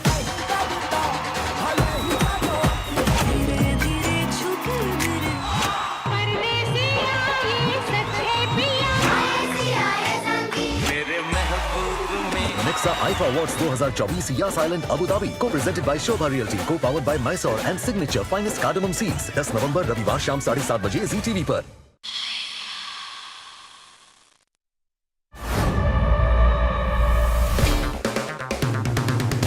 अगर आप बनना चाहते हैं एंकर या फिर आप में है जुनून एक तेज तर्रार न्यूज रिपोर्टर बनने का, तो आप ज्वाइन करें ITV और इंडिया NewsX का media school.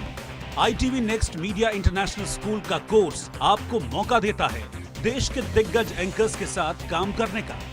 ITV next media international school में आप बेहद नजदीकी से देख पाएंगे किस तरह से ITV नेटवर्क के दिग्गज पत्रकारों की टीम दिन रात खबरों पर काम करती है। इस कोर्स के दौरान आप सीखेंगे एंकरिंग की एक एक बारीकी उन एंकर्स के साथ जो देश को रखते हैं हर खबर से बाखबर। ITV next media international school का ये कोर्स आपके एंकरिंग स्किल्स को करेगा इतना सशक्त, मजबूत, जिससे आप बनेंगे पत्रकारिता की दुनिया का वो चमकता चेहरा जो दुनिया देखेगी और पसंद करेगी।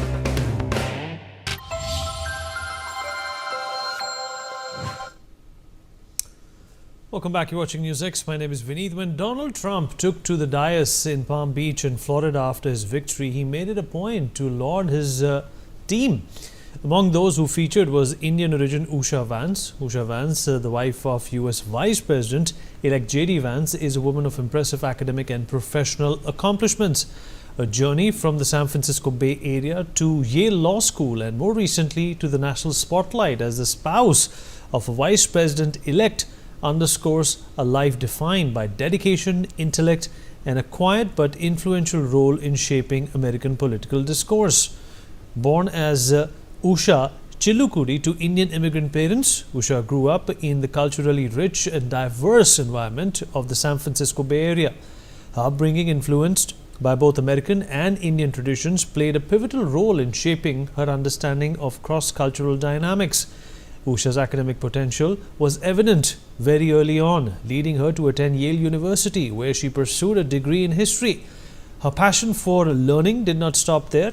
After graduating from Yale, she furthered her education at the University of Cambridge, where she earned a Master of Philosophy degree, cementing her position as a highly intellectual individual. Usha's academic pedigree naturally extended into a highly successful legal career.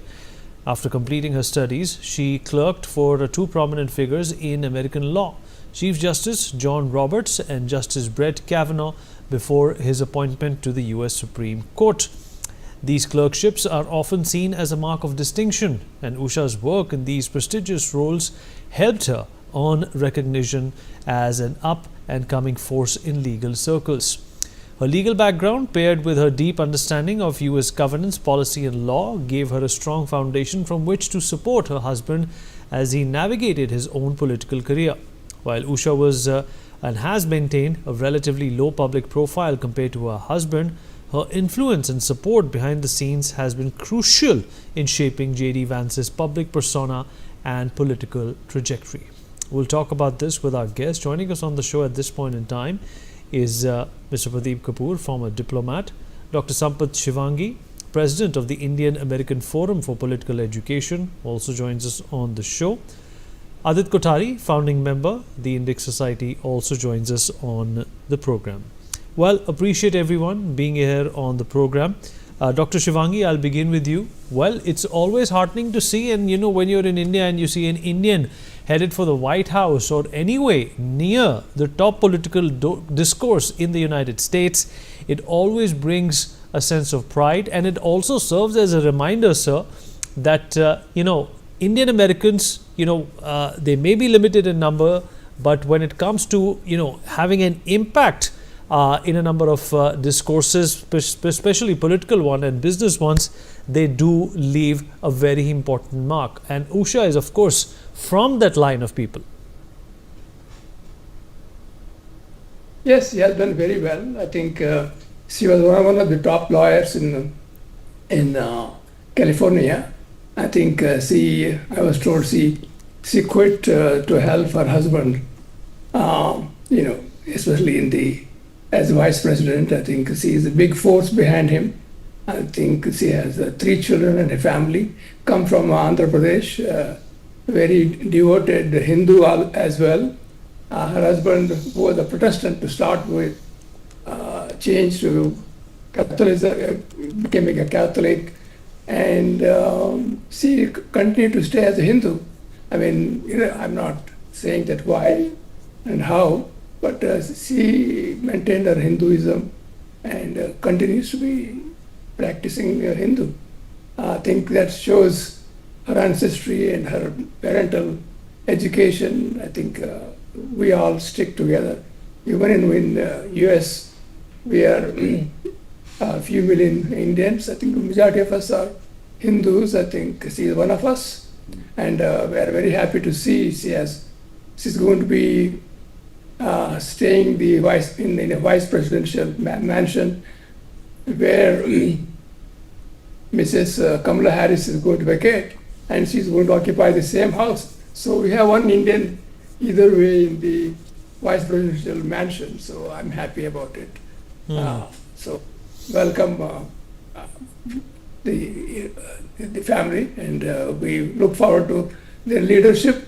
Even I'm told that after 4 years, of course, he may be candidate for president, and Ramasamy may be vice presidential candidate in 2028. So let's wait and see what happens. Ambassador Kapoor, obviously, everybody was hoping that Kamala Harris, somebody of Indian origin, would be getting at the top of, the political mountain of not only America but the world as well. But, we have the second best thing in Usha. She's going to be, very much responsible, very much in the limelight with J.D. Vance. And, obviously, oftentimes, it's the vice president also who makes it to the top position in the United States. We've had many such examples. Vineet, you're absolutely right. And I would say that not the second best, but probably the best situation for America to have a vice president whose wife is Hindu of Indian origin, and to have a president currently who's Donald Trump, because you can imagine the sort of grind that he has gone through. Any person who has to go through those cases, through those legal challenges, through hundreds of problems which have been heaped upon him, and he had mentioned continuously about the weaponization of the Department of Justice, but just sitting back and reflecting about it, and just thinking as to any human being who had to go through that sort of difficulties at this age of his life, non-stop, and being dragged from one court case to the other court case, and not being given any respite whatsoever. And for that sort of person to be able to survive all that stress and the tension and the trauma, and then come out as almost as a phoenix rising from the ashes, I think it's one of the most commendable jobs.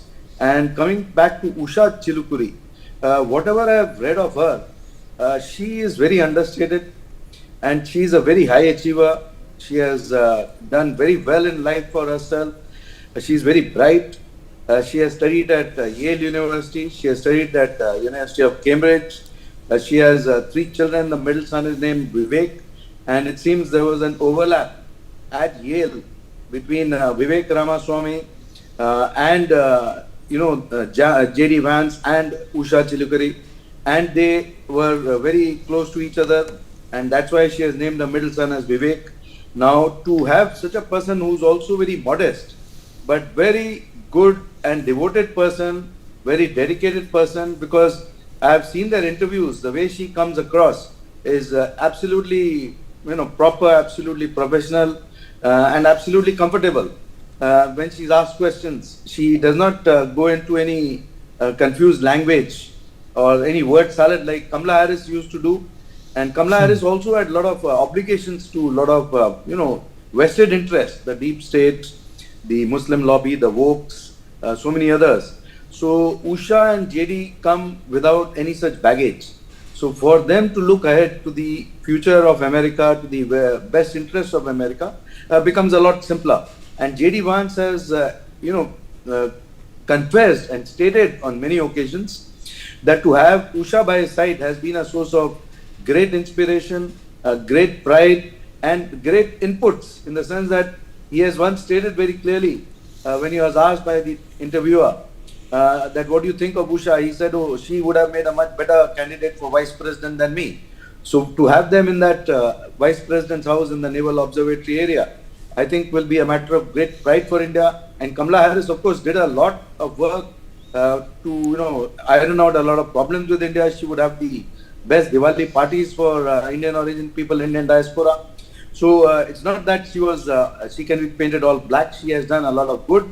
She's a good lady, and she will also have a very good future because she's very young. She will be a very big challenger for the next election. And the Indian diaspora role will continue to increase because they are very important in the US system in every way, in the economy here, they are becoming more important in politics here, they are very important in governance here, they are very important in all the different domains of academics, whether it is NGOs or any other domain. So to have an Indian diaspora person or an Indian origin person at the White House, because the Vice President has his office in the White House area, also in the Eisenhower office building. So to have an Indian lady accompanying that Vice President, I think is a very good thing, because in the US, the wife of the President and the Vice President, they play a very important role, and many times they play official roles.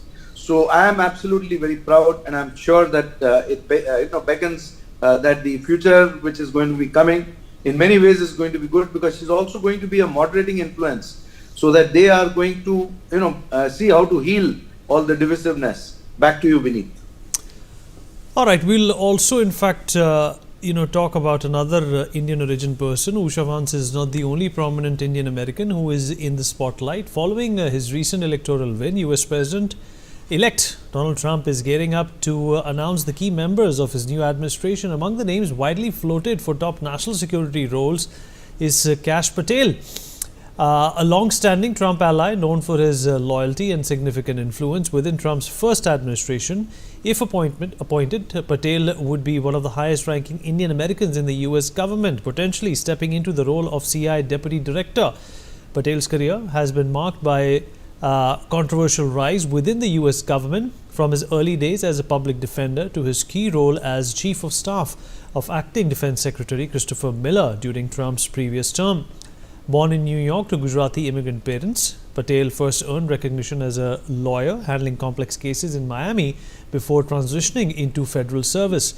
His early tenure at the Department of Justice saw him handling counter-terrorism cases, prosecuting members of Al-Qaeda and ISIS, and building a reputation for his aggressive approach to national security. And during Trump's first term, Patel worked closely with Devin Nunes, the then chair of the House Permanent Select Committee on Intelligence, leading efforts to counter claims of Russian interference in the 2016 election. Patel's role in drafting the Nunes memo, a document accusing the FBI of misusing its surveillance authority, catapulted him into the national spotlight and earned him Trump's trust.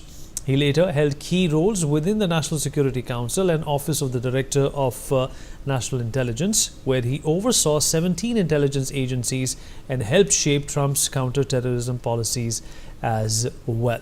All right, let me in fact now open Adit Kothari, founding member of the Indic Society, into this conversation. Adit, another prominent Indian who's making waves. And Donald Trump, of course, is a friend of India.